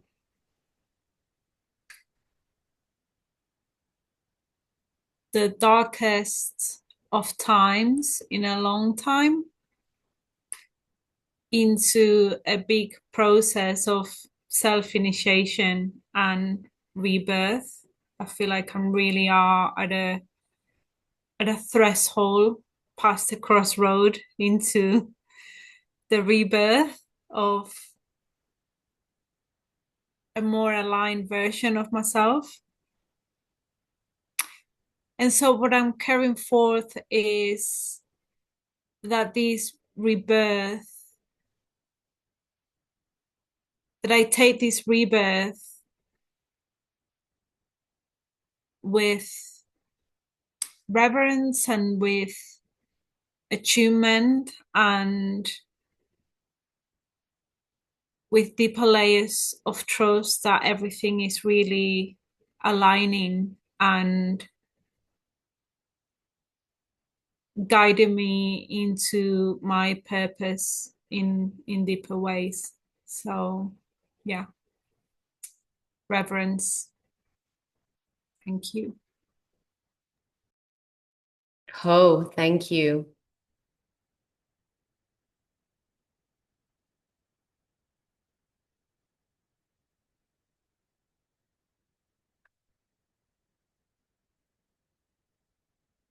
Who's next? I can go next. For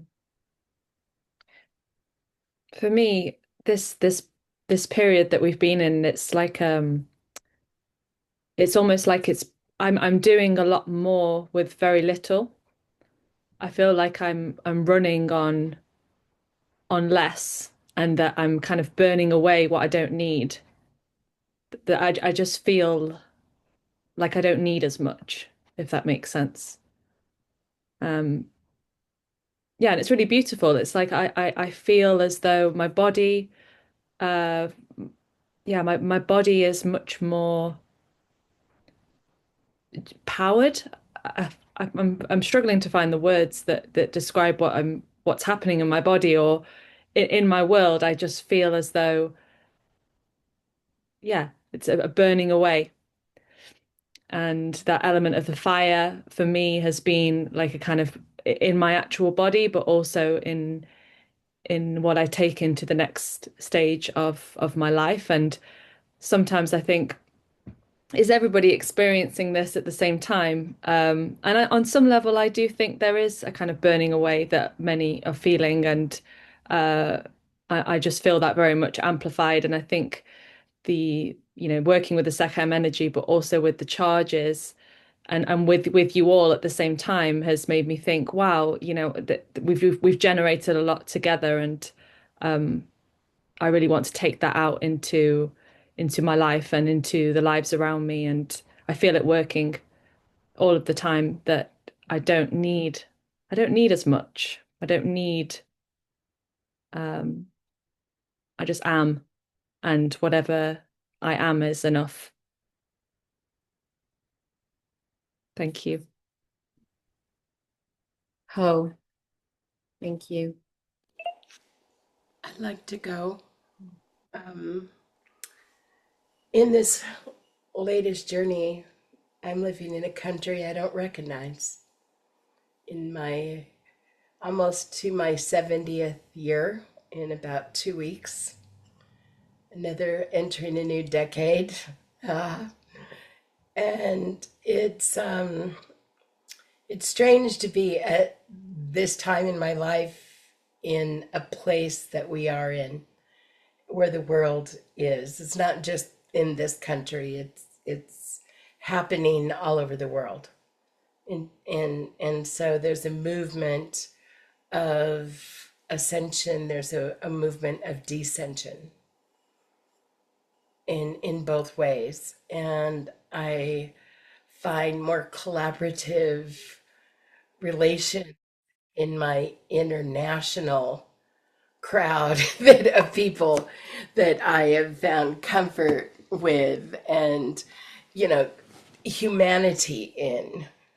And seeing so many people almost on the verge of losing their welfare to get food. 42 million people not getting their benefits to get food, and our food banks in our community right now is empty.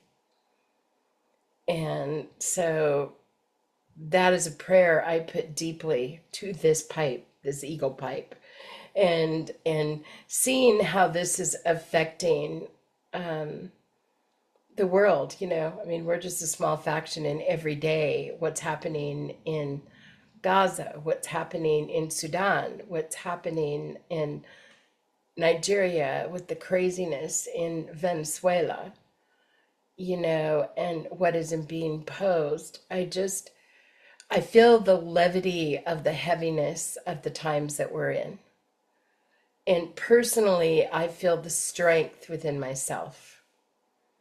And I know the Sekhem, it's what Natasha said. It's like an energy enema. I don't know how else to explain it, but it's been like a level up. In 2010, I received the Mosuk Karpai from the Inca, which means new Karpai. It's the fifth sun transmission, and I've received it several times over the last 16 years from them. And every time I receive it, and the Sekhem too was very much like that it is the elementals for the fifth sun. We are now coming into that cycle of the fifth sun. And if you don't know that, look up the Hopi prophecies in the five worlds. But I feel like I'm coming more into my self-strength of leadership, of alignment, of the pettiness needs to go away. And I'm attuned to that which is on the mission. That's really, and the mission clarified as what is important to the teachings, the people that are on board, that are doing the work. That is what is aligning for me in this next decade. And so I just want to thank also Natasha and Roop for smashing into my life bloody well, and just the beauty that our camaraderie has brought together, just even being us together here. So I want to thank them for this class. And so I tip my eagle to you and we'll smoke on that. And all of you who I don't really know, some of you, there's a couple of you that I do know, but thank you for letting me join and be part of this. And I look forward to our next journey. Aho. Oh, thank you, my dear. Oh, such an honor.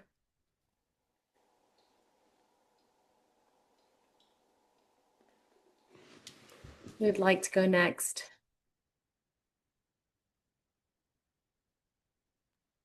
I'd like to jump in now. Yeah, thank you so much, Marcia, for calling in and bringing our attention and prayers to be directed to these spaces and places that are experiencing the craziest of all of the crazy that's happening in this world right now. Yeah, feeling in my heart the lives in Gaza and Sudan and the Congo and all of our relations far in and in between the human, the non-human, the more than human that are influenced at this time.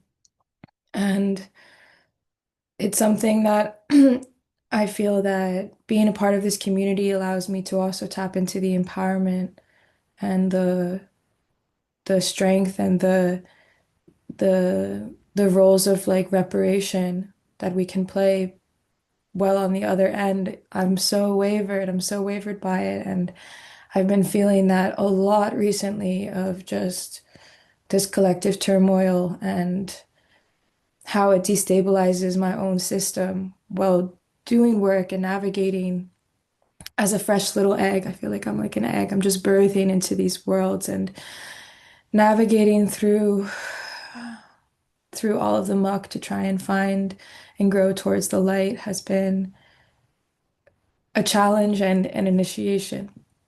Um, and at this time, I'd really love to release this sensation, these cords and attachments around my being that bring my thought forms to a sense of regret.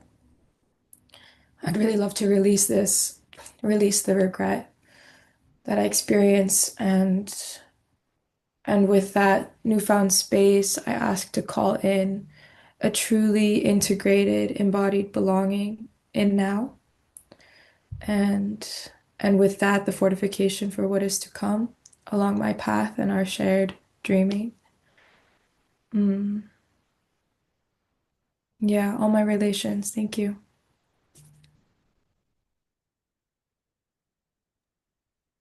Oh, honoring you, dear one. Hmm. Who's next?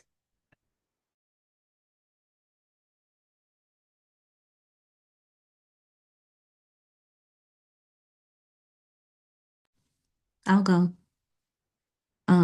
During this time, just noticing the reawakening and the re-remembering. And so realizing like how much, even though like in this present time, how much like the Neteru especially comes to your aid and your assistance. It's like when the student is ready, the teacher appears. And so the things we learn from class and our teachings from you, and it seems like the more we learned, the more open we were, even if we weren't or even if I weren't too familiar with a lot of the teachings, like when it comes to like Egypt and Sekhmet, like in the beginning, I just knew I was connected to her. I didn't know her like that deep. And it was just a beautiful, it is just a beautiful, beautiful experience because it's like now through the techniques you teach us, it's like it's like the mask keeps falling off and we're uncovering so much more. And it's like that energy is more of don't be afraid to like shine your light. But with that type of energy that she offers, it's more of get your tail out there and get it done. It's not like a baby, like, let me walk your, take your hand. It was more of a, all right, you got a mission, get to it. And so thank you for that. Oh, thank you.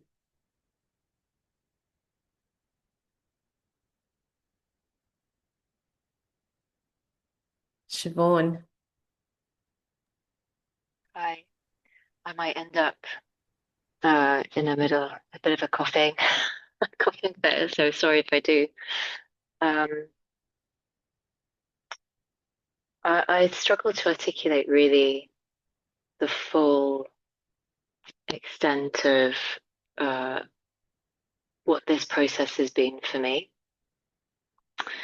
I think we've talked a lot about the Sekhem energy being really very powerful and confronting, but at the same time, these few months have been very much a process of deepening my capacity to work with subtle energies. And that's something I really want to bring forward from this as well and refine and continue and explore more. And something else that I wanted to share, I suppose, is echo everything that has been said about the um, global situation at the moment. And I think something that I have been surprised by, maybe, is through this process being able to hold or having the capacity to hold lots of different things at the same time. And that's something else that I would like to bring forward. And thank you so much for this whole process, everybody. It's been so wonderful.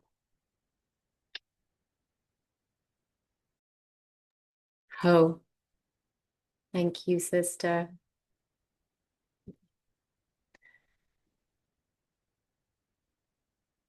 Shannon. I'll go. Hello, everyone. Uh, yeah, I feel that I've been in a deep process with you, Natasha, and Roop and Marza for quite some time, and this feels like the continuation of something that we began so long ago, even lifetimes ago. And I am just coming to this with so much gratitude. Being on this path is uh, it's everything to me. It's what I've always known, and yet have really been on a self-initiation in a lot of it, as well as a student. So becoming the student with you has just been a remembering for me, remembering of all these things, all this wisdom, all this knowledge, all this knowing is so deep, so powerful. And just a continual unfolding, like the lotus, just the many petals unfolding. And yeah, sometimes I feel like I know nothing. And yet when I'm called, I know I show up. So this growth of the toolbox of knowledge, of wisdom, of skill, and self-awareness, I'm just so deeply grateful to have continued this path. And as I walk the path, I feel that I'm clearing, continually clearing. There's so much to clear always. And to walk these teachings, I need to continue to clear. So I can't remember who said that Sekhem is giving us the, I think it was Chrissy, the calling, like, come on, it's time, let's go.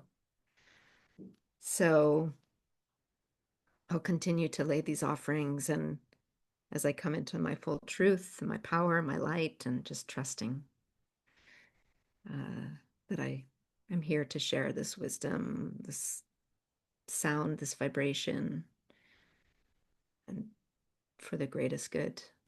So my gratitude to you for supporting me and being there and calling me and loving me. Thank you, my dear teacher, Natasha, and everyone here, as well, my teachers. Aho. Oh. Mm. Thank you. The last ones. I think that might be me. I was just listening to everyone and thinking, like, I just feel so deeply honored and grateful to share these journeys with everybody, like, you know, remembering a time where it used to feel so lonely, and then just now, like, feeling so part of this, like, ever-growing community, and just rooting into that.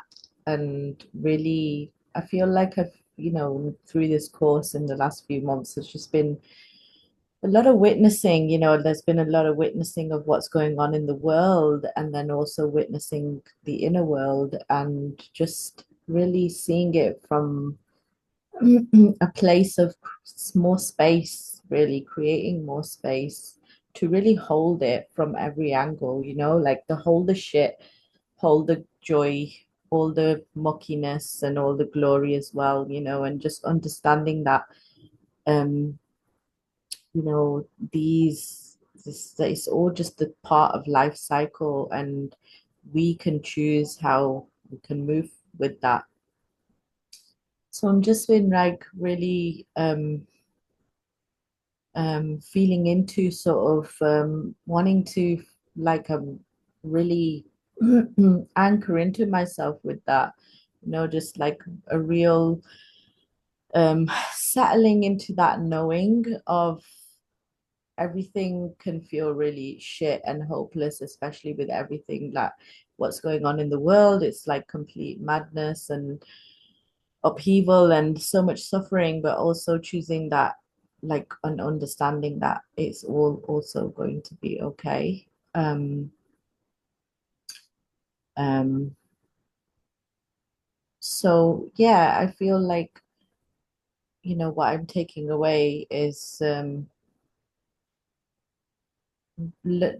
think what I've got out of this time that we've shared together is um I always feel Sekhmet's energy very strongly, but just like I've learned, and I'm still learning to meet my calm, my inner calm, that I can be in the fire and be calm, and it's possible. So yeah, walking through the fire with calmness and grace. And that's my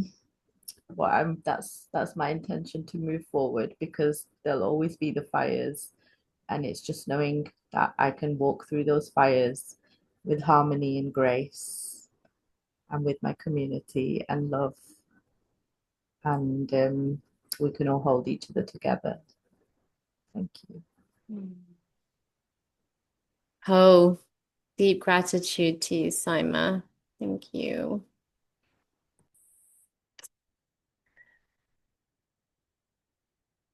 Okay, has everybody been except for me and Roop?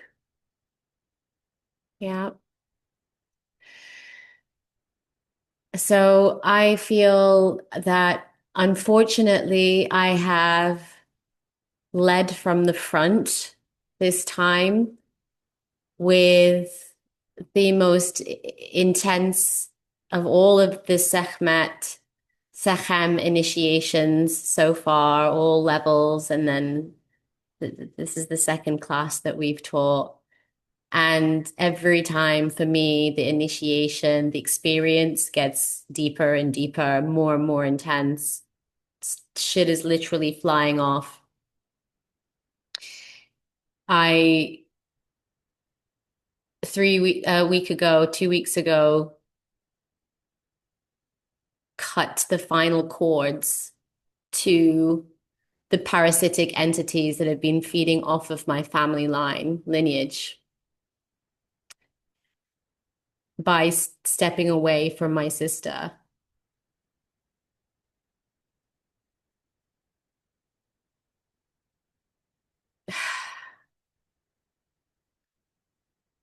And it was like the hardest thing that I've ever had to do. It was the hardest thing. And this is how the energy works, right? The moment that the final situation took place where I had to make that decision, I had organized Sekhem level 2 training with Marza and Christina online to share the symbols with them. And I asked to take a break, and I went and I had this confrontation with my sister. That was the confrontation that led me to say, I can't be there. I can't be in that environment. I need to take myself out of the situation where I'm trying to rescue her and leave her in her mess. And so, of course, the energies had divinely orchestrated myself an intervention with Marza and Christina ready to coach me through having to make the biggest decision I've ever had to make, which is literally to abandon my sister at the time that she needed me the most. Because of the pure love, the pure Sekhem energy of the fire, of the tough love. So it's been an incredible experience for me to know that I've finally severed those energetic cords for myself, and hopefully and I know for sure for the generations moving forward. And I know that that wouldn't have been possible without the group field, without this container. So for those of you stepping forward into this lineage, just know it gets better. And you will be leading from the front. You won't be leading from the back. So thank you. I'm so grateful for this time and this opportunity to do this work. Thank you. And I'm calling forward grace and ease and flow and abundance and love and joy for all of you, for all of humanity. And for those that are suffering right now in those parts of the world, I'm calling in just moments of peace and stillness.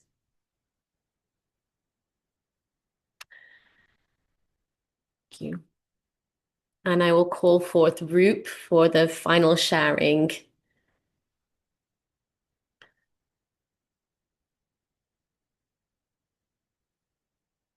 He's trying to hide.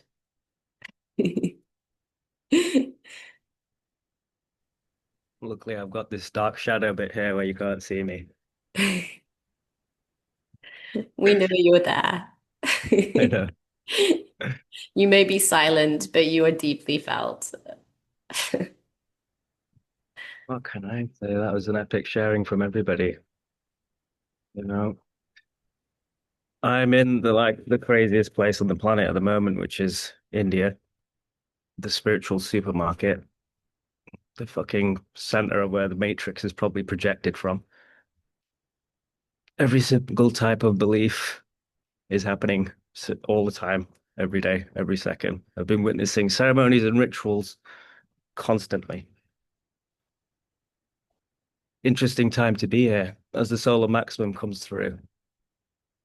And in the Vedic lineage, and the link with astrology is very strong here. So what I've been witnessing is the mayhem. But in the mayhem, whatever's going on with these people, they still manage to go and do their offerings, their homage, their connection to whatever they believe in, the higher purpose that's overseeing, however hard their lives are, wherever they're striving to, whether they're just struggling to get by and get food, all walks of life. I've been watching them do it these past 3 weeks. And it's been quite it's been quite difficult actually to witness humanity working at this scale right in front of you in all of its manifestations, it's all of its variety right in front of me. Um, Deeply humbling, obviously, and I haven't been back here for 6 years, and so it was quite a little bit of a shock to come back and see this all over again. And with the fresh eyes, 6 years is a long time. COVID's happened. I think maybe I was still quite young at that 6 years ago. Crossed the 40 hall mark. Maybe that's brought some extra wisdom. My goatee's gone grey. And I've seen it in a completely different light, you know? And it is the main thing is like literally what you've all kind of said, and what I've seen here is here particularly everyone's striving for access. They just want to be heard and seen by the power that's bigger than them and find their place within it, find that little bandwidth of light which has got their directives within it. So it's access. It's access. It's all about codes. The solar maximum is all about codes. It's all about access. How do we integrate those programs and access which allow us to open up for our full potential? In Delhi, there's been immense amount of pollution. My cousins have all got really bad throat things going on. There's such high level of illness going on here. It's been very difficult to witness. I've just been doing crystal therapies non-stop for my entire family for like the past 4 weeks, and I've seen some profound, profound, miraculous healing within 1 or 2 sessions. And I can put that down to a couple of things. They're just primed and ready because of the spiritual foundation that people have here is number one. And number two, they're really unwell and they don't want to be anymore. And then with this openness to receive and this allow themselves to have access to something which is bigger than everyone, I've seen shifts within 6 minutes. My cousin hasn't slept properly for 3 years. She's been using melatonin for 3 years. She has 2 to 3 hours sleep. She did the crystal mask for 6 minutes. Too overwhelming. Took it off. I had to take it off. I'd never seen anyone have a reaction like that. Did the second session.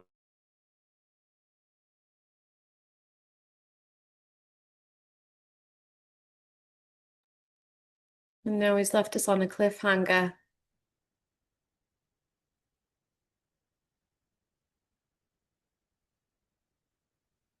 I know what he's going to say. I can finish the story or I can wait for him to come back.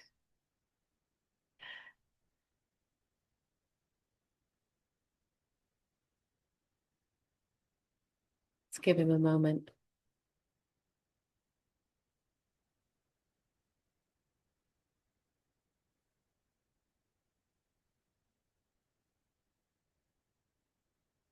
So just not to keep you hanging. After the first session, 10 minutes, and then second session, and his cousin slept through until 3 p.m. the next day. That's how that story goes. After years of insomnia and 2 hours sleep every night. This is using the advanced crystal technology from the quantic system from Brooks in Mexico. Okay, so let's see. Group comes back. Thank you all for all of your shares and gratitude, Grandmother Marza, for smoking the pipe with our prayers. Roop, please finish your sharing.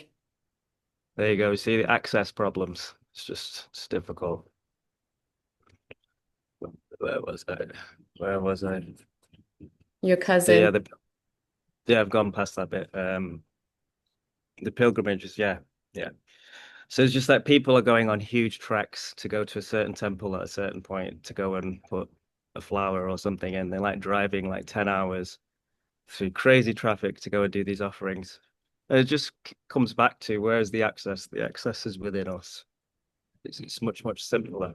Yes, we've got these temples and these epic ancient sites, and if we have the ability to go to them, then that's great. But if one doesn't, and been watching hordes and hordes of very people in the extreme poverty making these massive pilgrimages. And so it comes back to just the simplicity of the accesses. We have the access is within ourselves. The time and effort and money needs to be spent on nurturing what's inside, having the discipline to refine the technology which we've already been gifted for free. Yeah, we might have done like 2 million lives to get to this point, but that's where the access is. The profound nature of meditation, the profound nature of accessing the sun, accessing the celestial bodies is you don't need to go anywhere for that.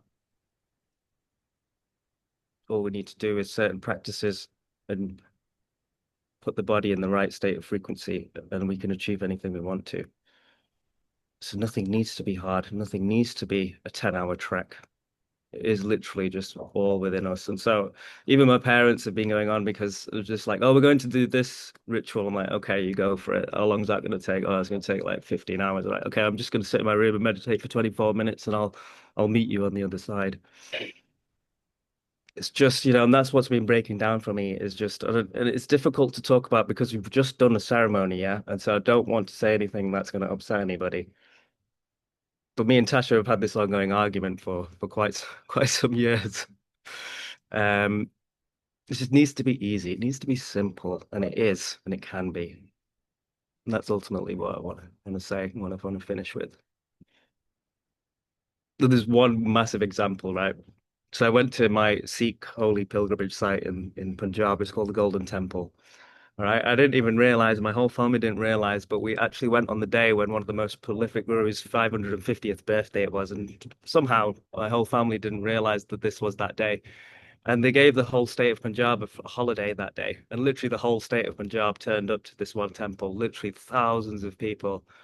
The atmosphere was unbelievable, but also like so intensely overwhelming. I was like, wow, I don't even want to go to a concert with more than 2,000 people. I was like, bloody hell, I haven't seen this many Indians in my life in one place. And just the rigmarole and effort was immense. They'd employed a helicopter to come and throw roses from the sky on the whole temple for hours and hours. I was like, who the hell's seen that anywhere? And they even had a little helicopter drone doing the same thing. It had little pockets of roses that just flying around. It was like, wow, the scale was immense. It was like some ancient times thing. Obviously, it was with modern technology, but they probably had that back then anyway. The effort was immense. The scale was absolutely immense. And he was the person who put the cornerstone first block down for the Golden Temple. So that's why he's so highly regarded. And so people waited 8 hours in a boiling hot queue to go into the main part of the temple. And once they were in there, they literally got 7 minutes in there to go and put their head against the holy book, and then they were literally ushered out. And so this is what people want to do. And so obviously I wasn't up for that. I just sat by the water and just chilled and did my meditation, as I was saying, access. And so the main point of this is, again, right, I'm going into breaking down some religion here, so I don't want to upset anybody, but this is just what I'm seeing right here now. That's life for me. So in this Sikh faith, there was 10 gurus. The 10th guru, before he died from his wounds from his assassination attempt, he said that there won't be any more gurus after me, because if we keep having a man on the pedestal, the faith will not continue, because everything relies on this person being the leader, as you just said, Tasha. everything needs to have a leader. And so he said that all the teachings from all the gurus before me and myself are going to go in this book. And this book you are going to treat as if it's all embodiment of the 10 gurus. And this knowledge you will hold and regard and make sure it's passed on and the teachings go forward. And he did various other things, but this one point is a big sticking point for me now, which it's never been a sticking point for me ever in my entire life until I saw what was going on at the Golden Temple. So they treat this holy book literally like a body. They put it to bed, they wash it, they dress it, they adorn it, and they wake it up in the morning. And I don't know, they might give it breakfast, I'm not sure. And then and this happens every day. And there's literally so many people around doing this. And I was just like, I don't think the guru meant that. I think he's just like, you guys are wasting a shit ton of time where you could be sitting and meditating and connecting within your temple yourself. Like, and I was telling my parents, they're just like, yeah, but it says it in the book. And I was like, okay. And then I'm like, I'm not knocking, but this is what I'm telling you. I was like, we have to break down these teachings ourselves. Because if nothing changes, then nothing will bloody change on the planet. If we just keep perpetuating the same teachings over and over again and don't bring in any new access codes or new alignments or new, insights, then nothing will change. And so they just kept quiet and they just listened to me ranting and ranting, sat in the back of this traffic. And I think they get it. They get it, obviously. They understand what I'm about. And I don't think they've got any judgment against the way that I live my life or what I do or what I believe in, because ultimately now that I've had the upbringing that they've put me through. So, and this is the product of it all. And it's just we can only do what we can with the older generations to pass on the teachings that us newer generations are bringing through. And it's up to them if they want to listen to it or not, or they just think I'm a kid still, then what can I do about that? But it's just really strengthened me in the way that I see the world and my place within it and my purpose and what I'm meant to be doing with my time here. And it's about efficiency, and it's about getting technical, and it's about detail, and it's all about going within. Simple. And that's it. That's enough. Well done for finishing the course. You smashed it. Oh,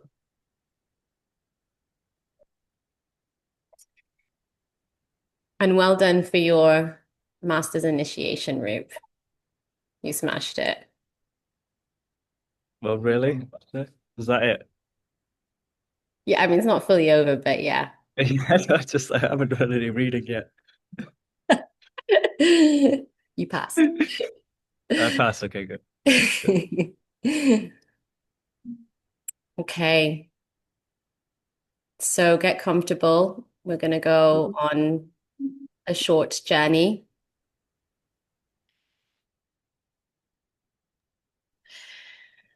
When you're ready, I'd like you to take your attention inwards.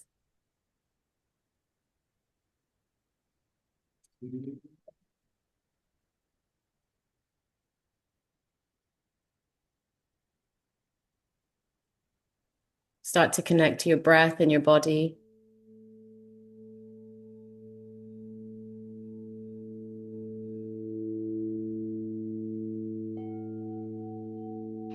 Feel your feet on the earth. Ground yourself, root yourself.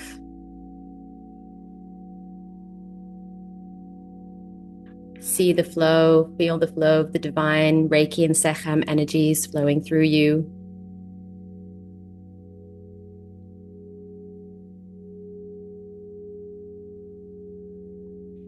The orange sun at our soul star chakra and the black sun at our earth star chakra.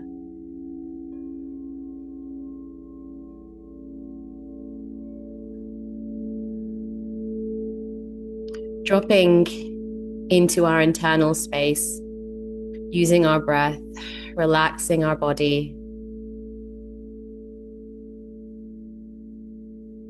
moving into our central channel. that spinal fluid that moves up and down from the base, the spine to the brainstem.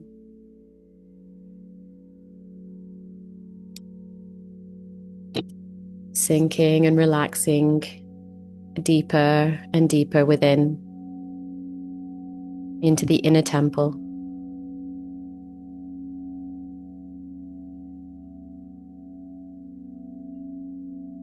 Visualizing the infinite blossoming of the 1,000-petaled lotus.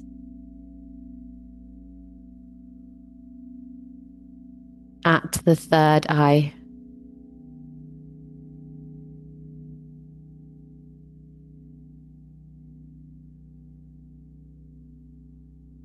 Breathing into this inner knowing or this inner visualization of the 1,000-petaled lotus at the third eye, activating our inner vision.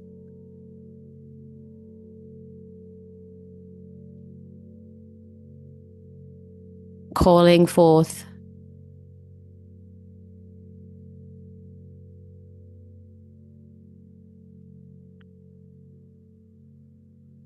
Grandmother Blue Lotus, her spirit.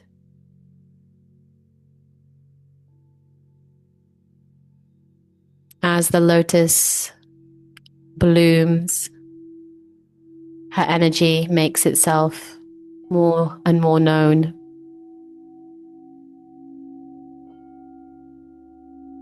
Using any and all of your senses, tap into her energy.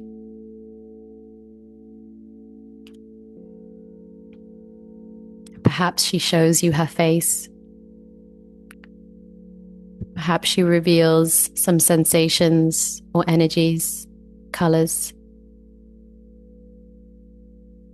Or perhaps just a knowing or a presence. Feel her medicine within you.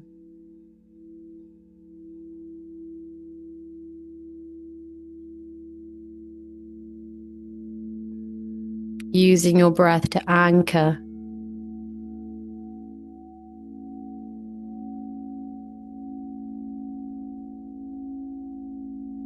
Opening and revealing more of yourself to her from the inside.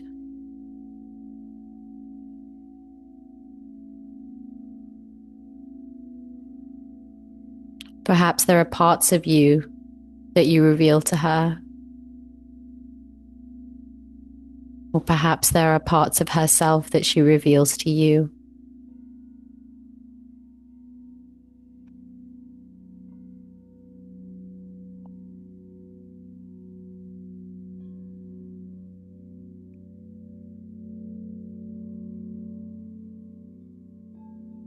Stay here.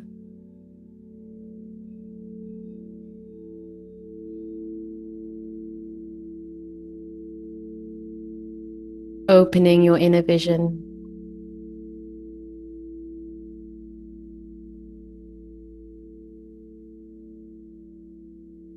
Opening your crown to receive wisdom and the knowledge.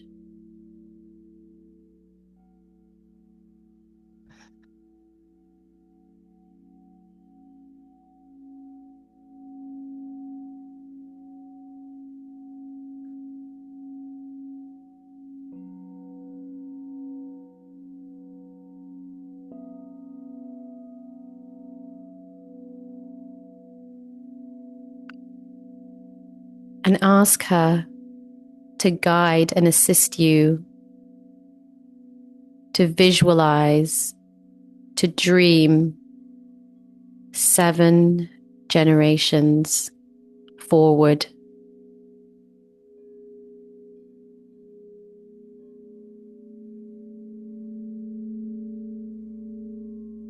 Begin by visualizing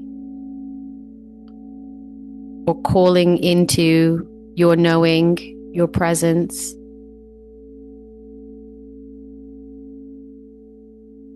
your self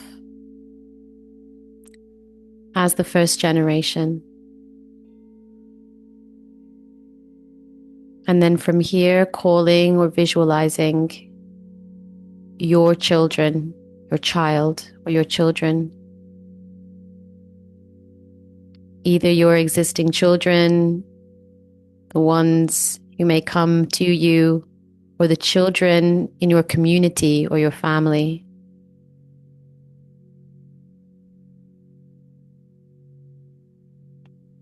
This is the first generation forward.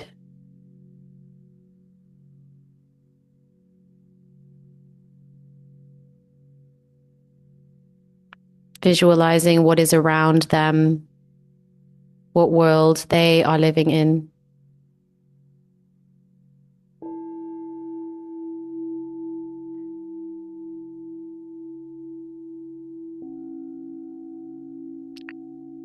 Casting your prayers, your love, your joy into that first generation forward. And moving this energy into the second generation forward.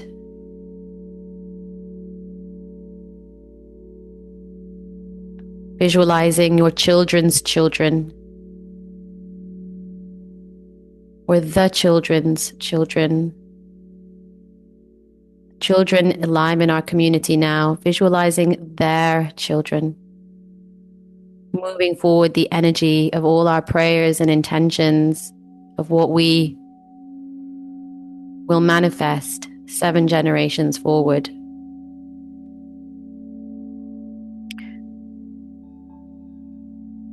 To our children's children, visualizing what is around them.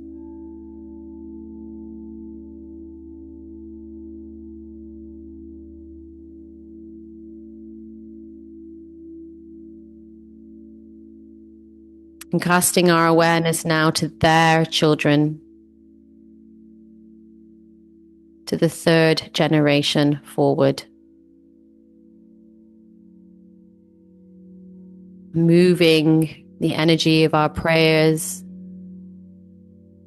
the reality that we are creating for 7 generations forward.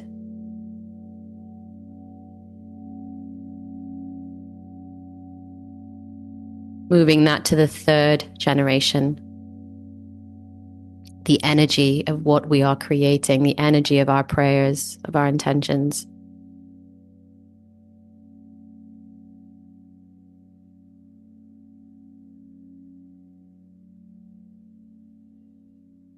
Seeing what is around them.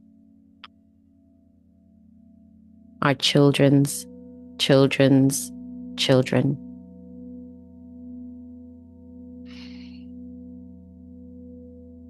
And moving our attention now 4 generations forward.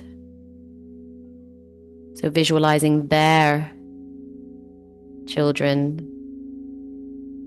4th generation forward. Just holding, moving that energy through to the 4th generation forward.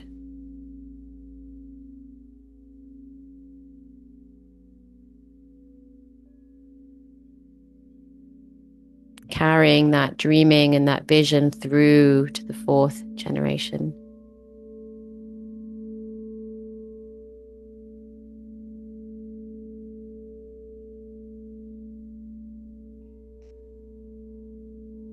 Moving the energy of all that is manifesting through to the 5th generation.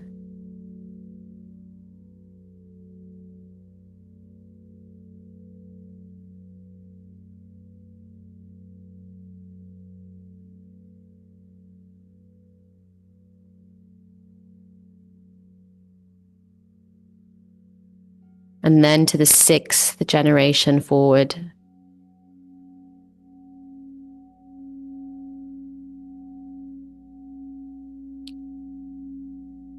Until we move all our future vision, dreaming, knowledge, and prayers into the 7th generation, into the future. staying here,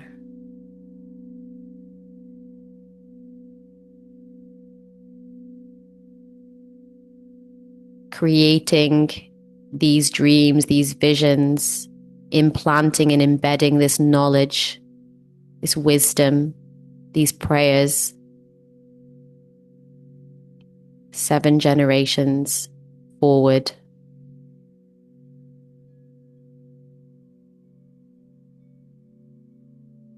And allowing anything to fade, so you're just left with what's relevant and important.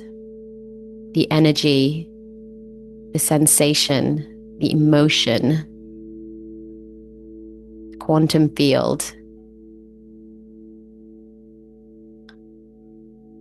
What is being encountered, what is being dreamt, envisioned here.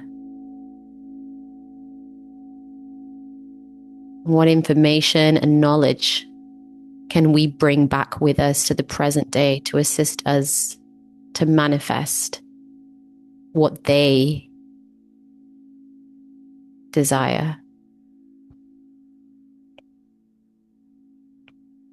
In order to actualize the vision of abundance, peace, joy, and happiness 7 generations forward,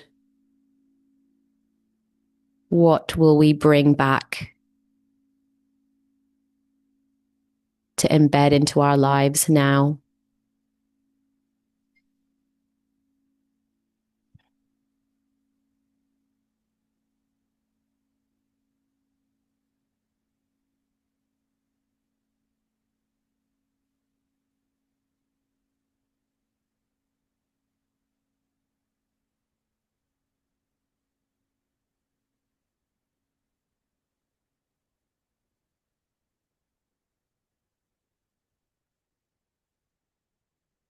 Stay here,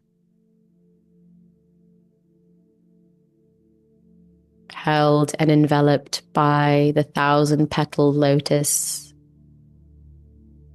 blooming all around you now, holding all generations, all the wisdom, all the knowledge, all the cycles of death and rebirth.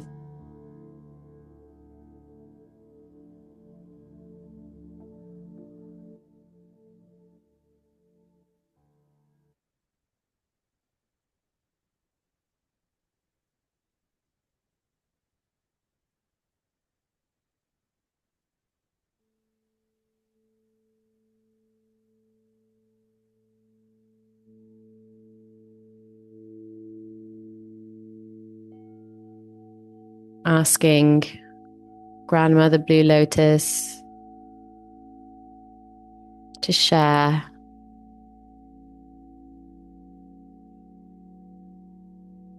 to guide you back through the generations, back to your body, to this time now. Ask her to show and reveal to you what is before you on your path.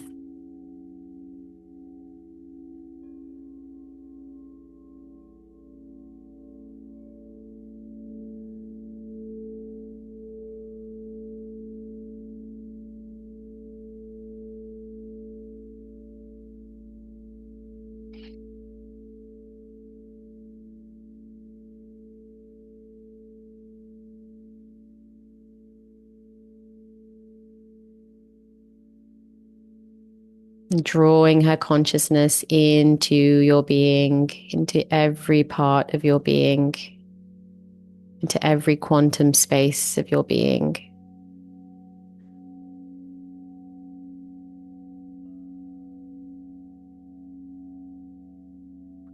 Dropping everything away, allowing her to inhabit all of that empty space that you are.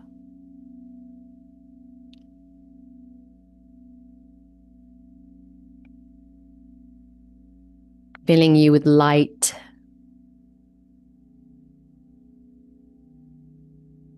As you use your breath now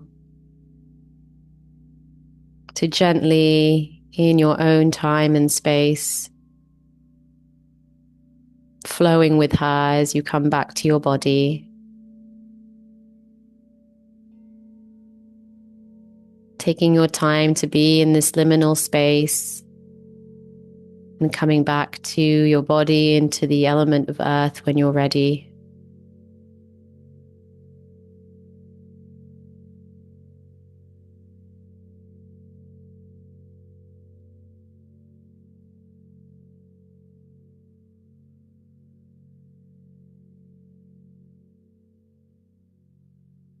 And coming back now to your body, feeling your feet on the earth.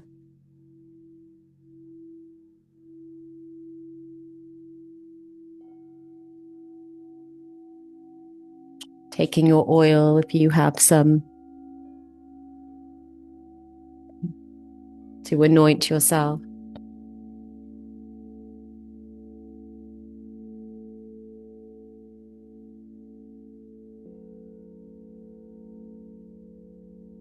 Drawing her consciousness into your third eye. Taking a deep breath in.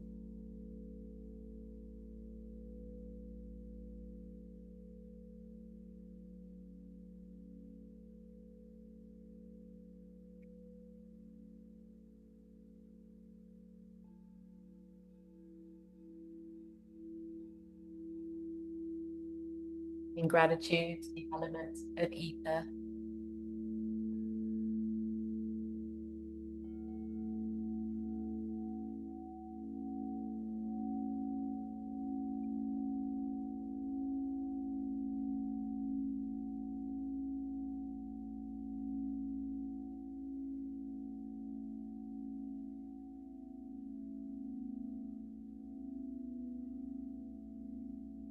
And when Emma is ready, we'll call you forward for your prayer for the earth.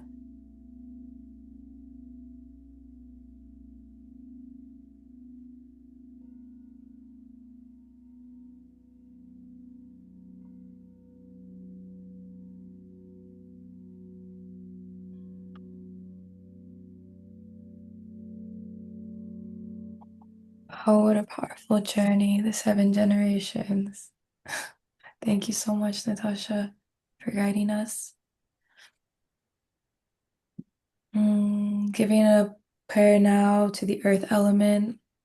We can continue to ground, feel into the weight of this earthen body, connected to the greater earth body, the mother, reaching down into the core, anchoring into all of the relations. And what I'd like to share are the words of Jamie Sams, who has created a medicine wheel that circulates the 13 original clan mothers as we enter into this 10th cycle, or 11th now. Yeah, the 11th cycle. I wanted to share a bit of the opening poem, who introduces the clan mother of the 11th moon cycle, mentioning and naming as well this rich oral tradition that was passed on by two Kiowa grandmothers, Cece Laughing Crow and Berta Broken Bow. And this clan mother asks a refining of skills and reminds us that actions speak louder than words. The clan mother of the 11th moon cycle is referred to as Walks Tall Woman. And in this cycle, we are taught how to walk the truth and how to use authority and will properly. Walks Tall Woman shows the children of the earth how to lead through example instead of insisting that others follow the leader. This clan mother teaches us how to challenge life's situations through taking action ourselves and not depending on others to do it for us. So honoring these teachings, honoring all of the great medicines of this earth, this earthen body and the relation to all celestial allies, and the sun and the moon, and this beautiful interplay. I'll read the opening poem from that represents this 11th clan mother, Walks Tall Woman. You walk in beauty, mother, allowing all to see the glory of the great mystery that sets your spirit free. Guided by the bliss inside you, walking it through your deeds, never needing another's approval, your heart's truth takes the lead. With focus and directness, you teach me how to walk, balancing thought and action instead of misusing talk. I stand straight in your presence. I hold my head up high, with my feet rooted in Mother Earth, my arms embracing Father Sky.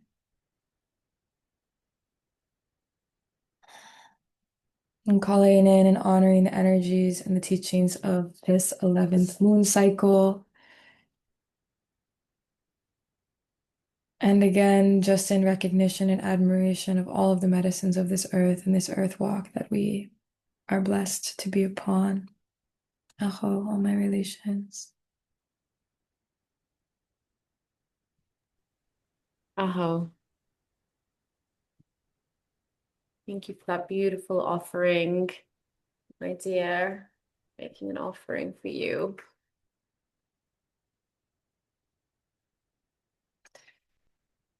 And if you have an offering for your altar of earth, flowers, or food, please feel free to place that on your altar if you haven't already. Just offering it to the east, the north, the south, and the west.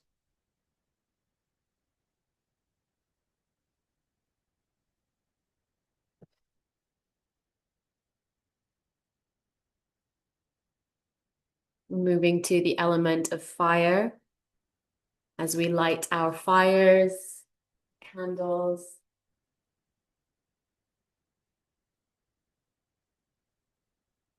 You can offer the flame to the east, the north, the south, and the west, and take that light into your third eye, into your crown, and into the back of your neck.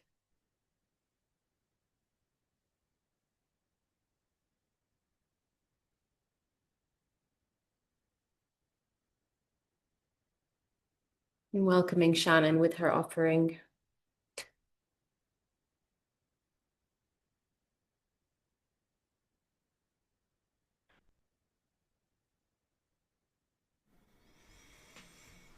Hello, hello, hello.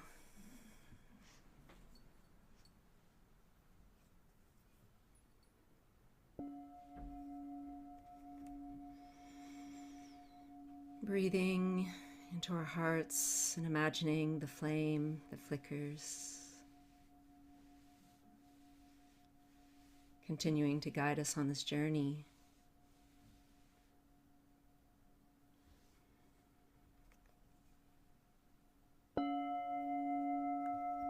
Sacred fire, holy light of creation, the flame that stirs life within, we welcome you.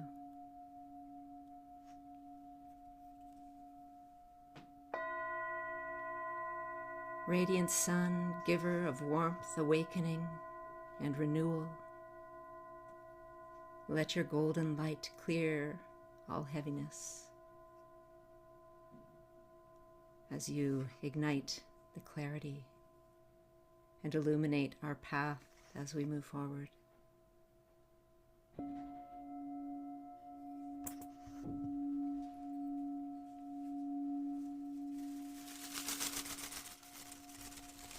Sekhmet, lioness of the sun, guardian of truth, mother of compassion, fierce compassion. Bless us with your courage and your unwavering strength.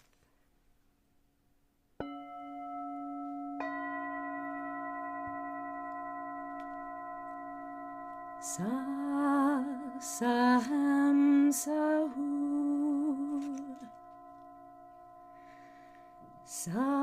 Sekhem Sahur.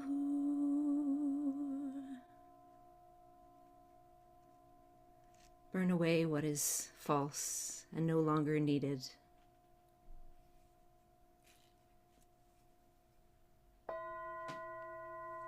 May we stand in our rightful fire, acting with purpose, love, and devotion, and speak with the voice of truth.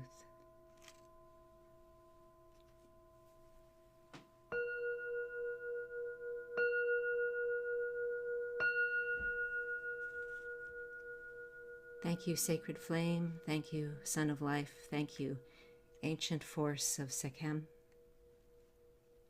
We are lit from within, aligned with purpose and held in divine strength.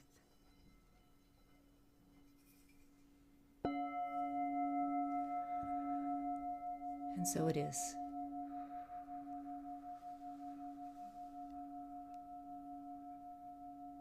May this fire continue to burn.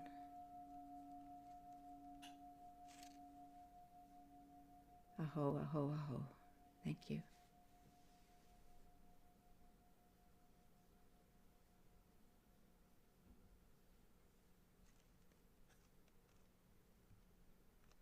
Beautiful. What a beautiful, beautiful final offering.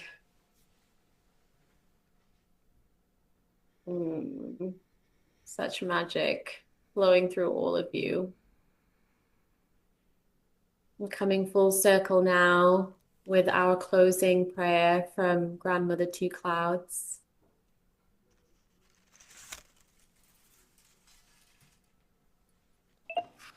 Creator, I call to you.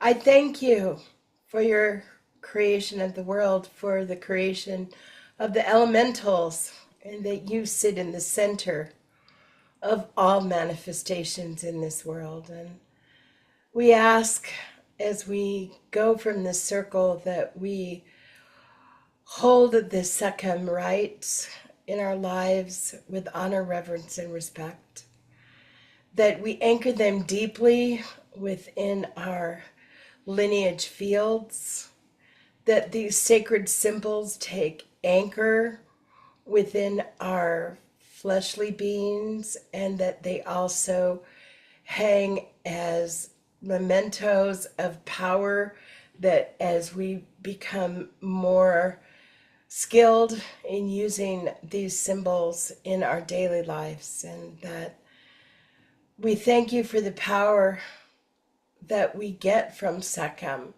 As humans, we forget these sometimes, Creator, and as all lineages lead back to you of all things, as above, so below, as all three, Haina Ho, Haina Ka, Ho. This medicine is now complete. Ho.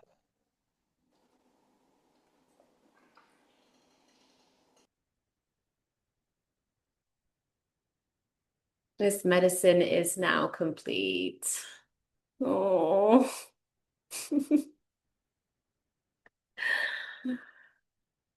Ah. Thank you, thank you, thank you, each and every one of you. It is an honor to walk. It's truly an honor to walk this path with you. And I bow at your feet in deep reverence and admiration for each and every one of you. Rup and I are truly blessed to be in the inner circle of fire together. Please, please, please take time today to yourself and to write and take a photo or write a type and drop in the Telegram group a detailed description of any visions that you may have had 7 generations forward. We would love to hear, read. If any of you have anything that you feel called to share, please, please, please take the time to do that. It's really important that we weave the 7 generations forward. And I ask you all to contemplate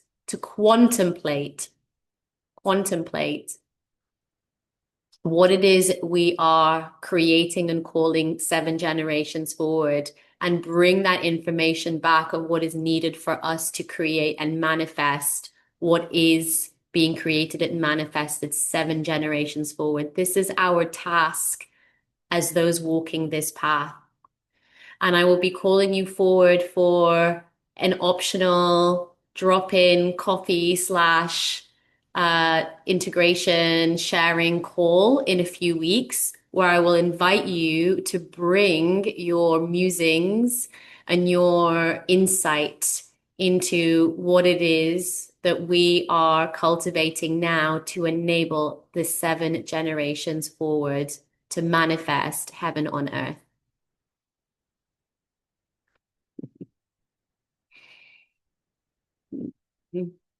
Love you all so dearly. Please unmute yourself and bring your voice into the space if you wish before we close. Thank you for bringing Jamie Sams into this circle. She was a friend of mine. Wow. I knew her well. And she died young.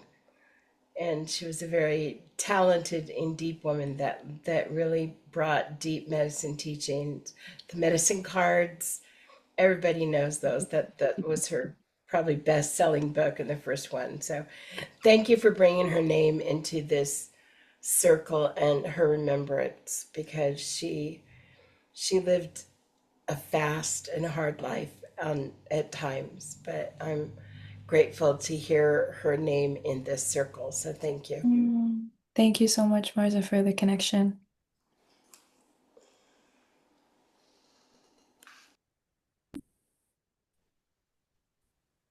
Thank you to Natasha and Roop and Marza and Brooks, our beautiful teachers and guides. I'm so grateful for you and the path that you walk. So I'm sure on behalf of all of us, we just want to share our love and support and thanks. It's our pleasure, our honor. Thank you.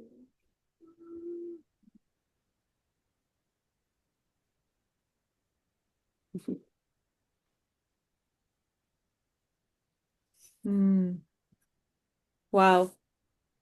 What to say? What to say? It's honestly such an honor to have been in this community, and I never would have thought this would be where life would take me, and I just really feel so lucky to have spent this time with all of you and to witness you all, and just thanking you all, Natasha, Roop, Marza, Raquel, Emma, Siobhan, Sima, Chrissy, Shannon. Yeah, just thanking you all in this space. Love you all. Thank you so much.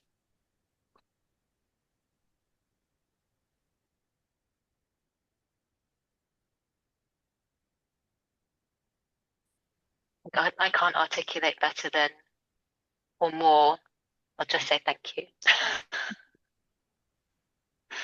you. Thank you.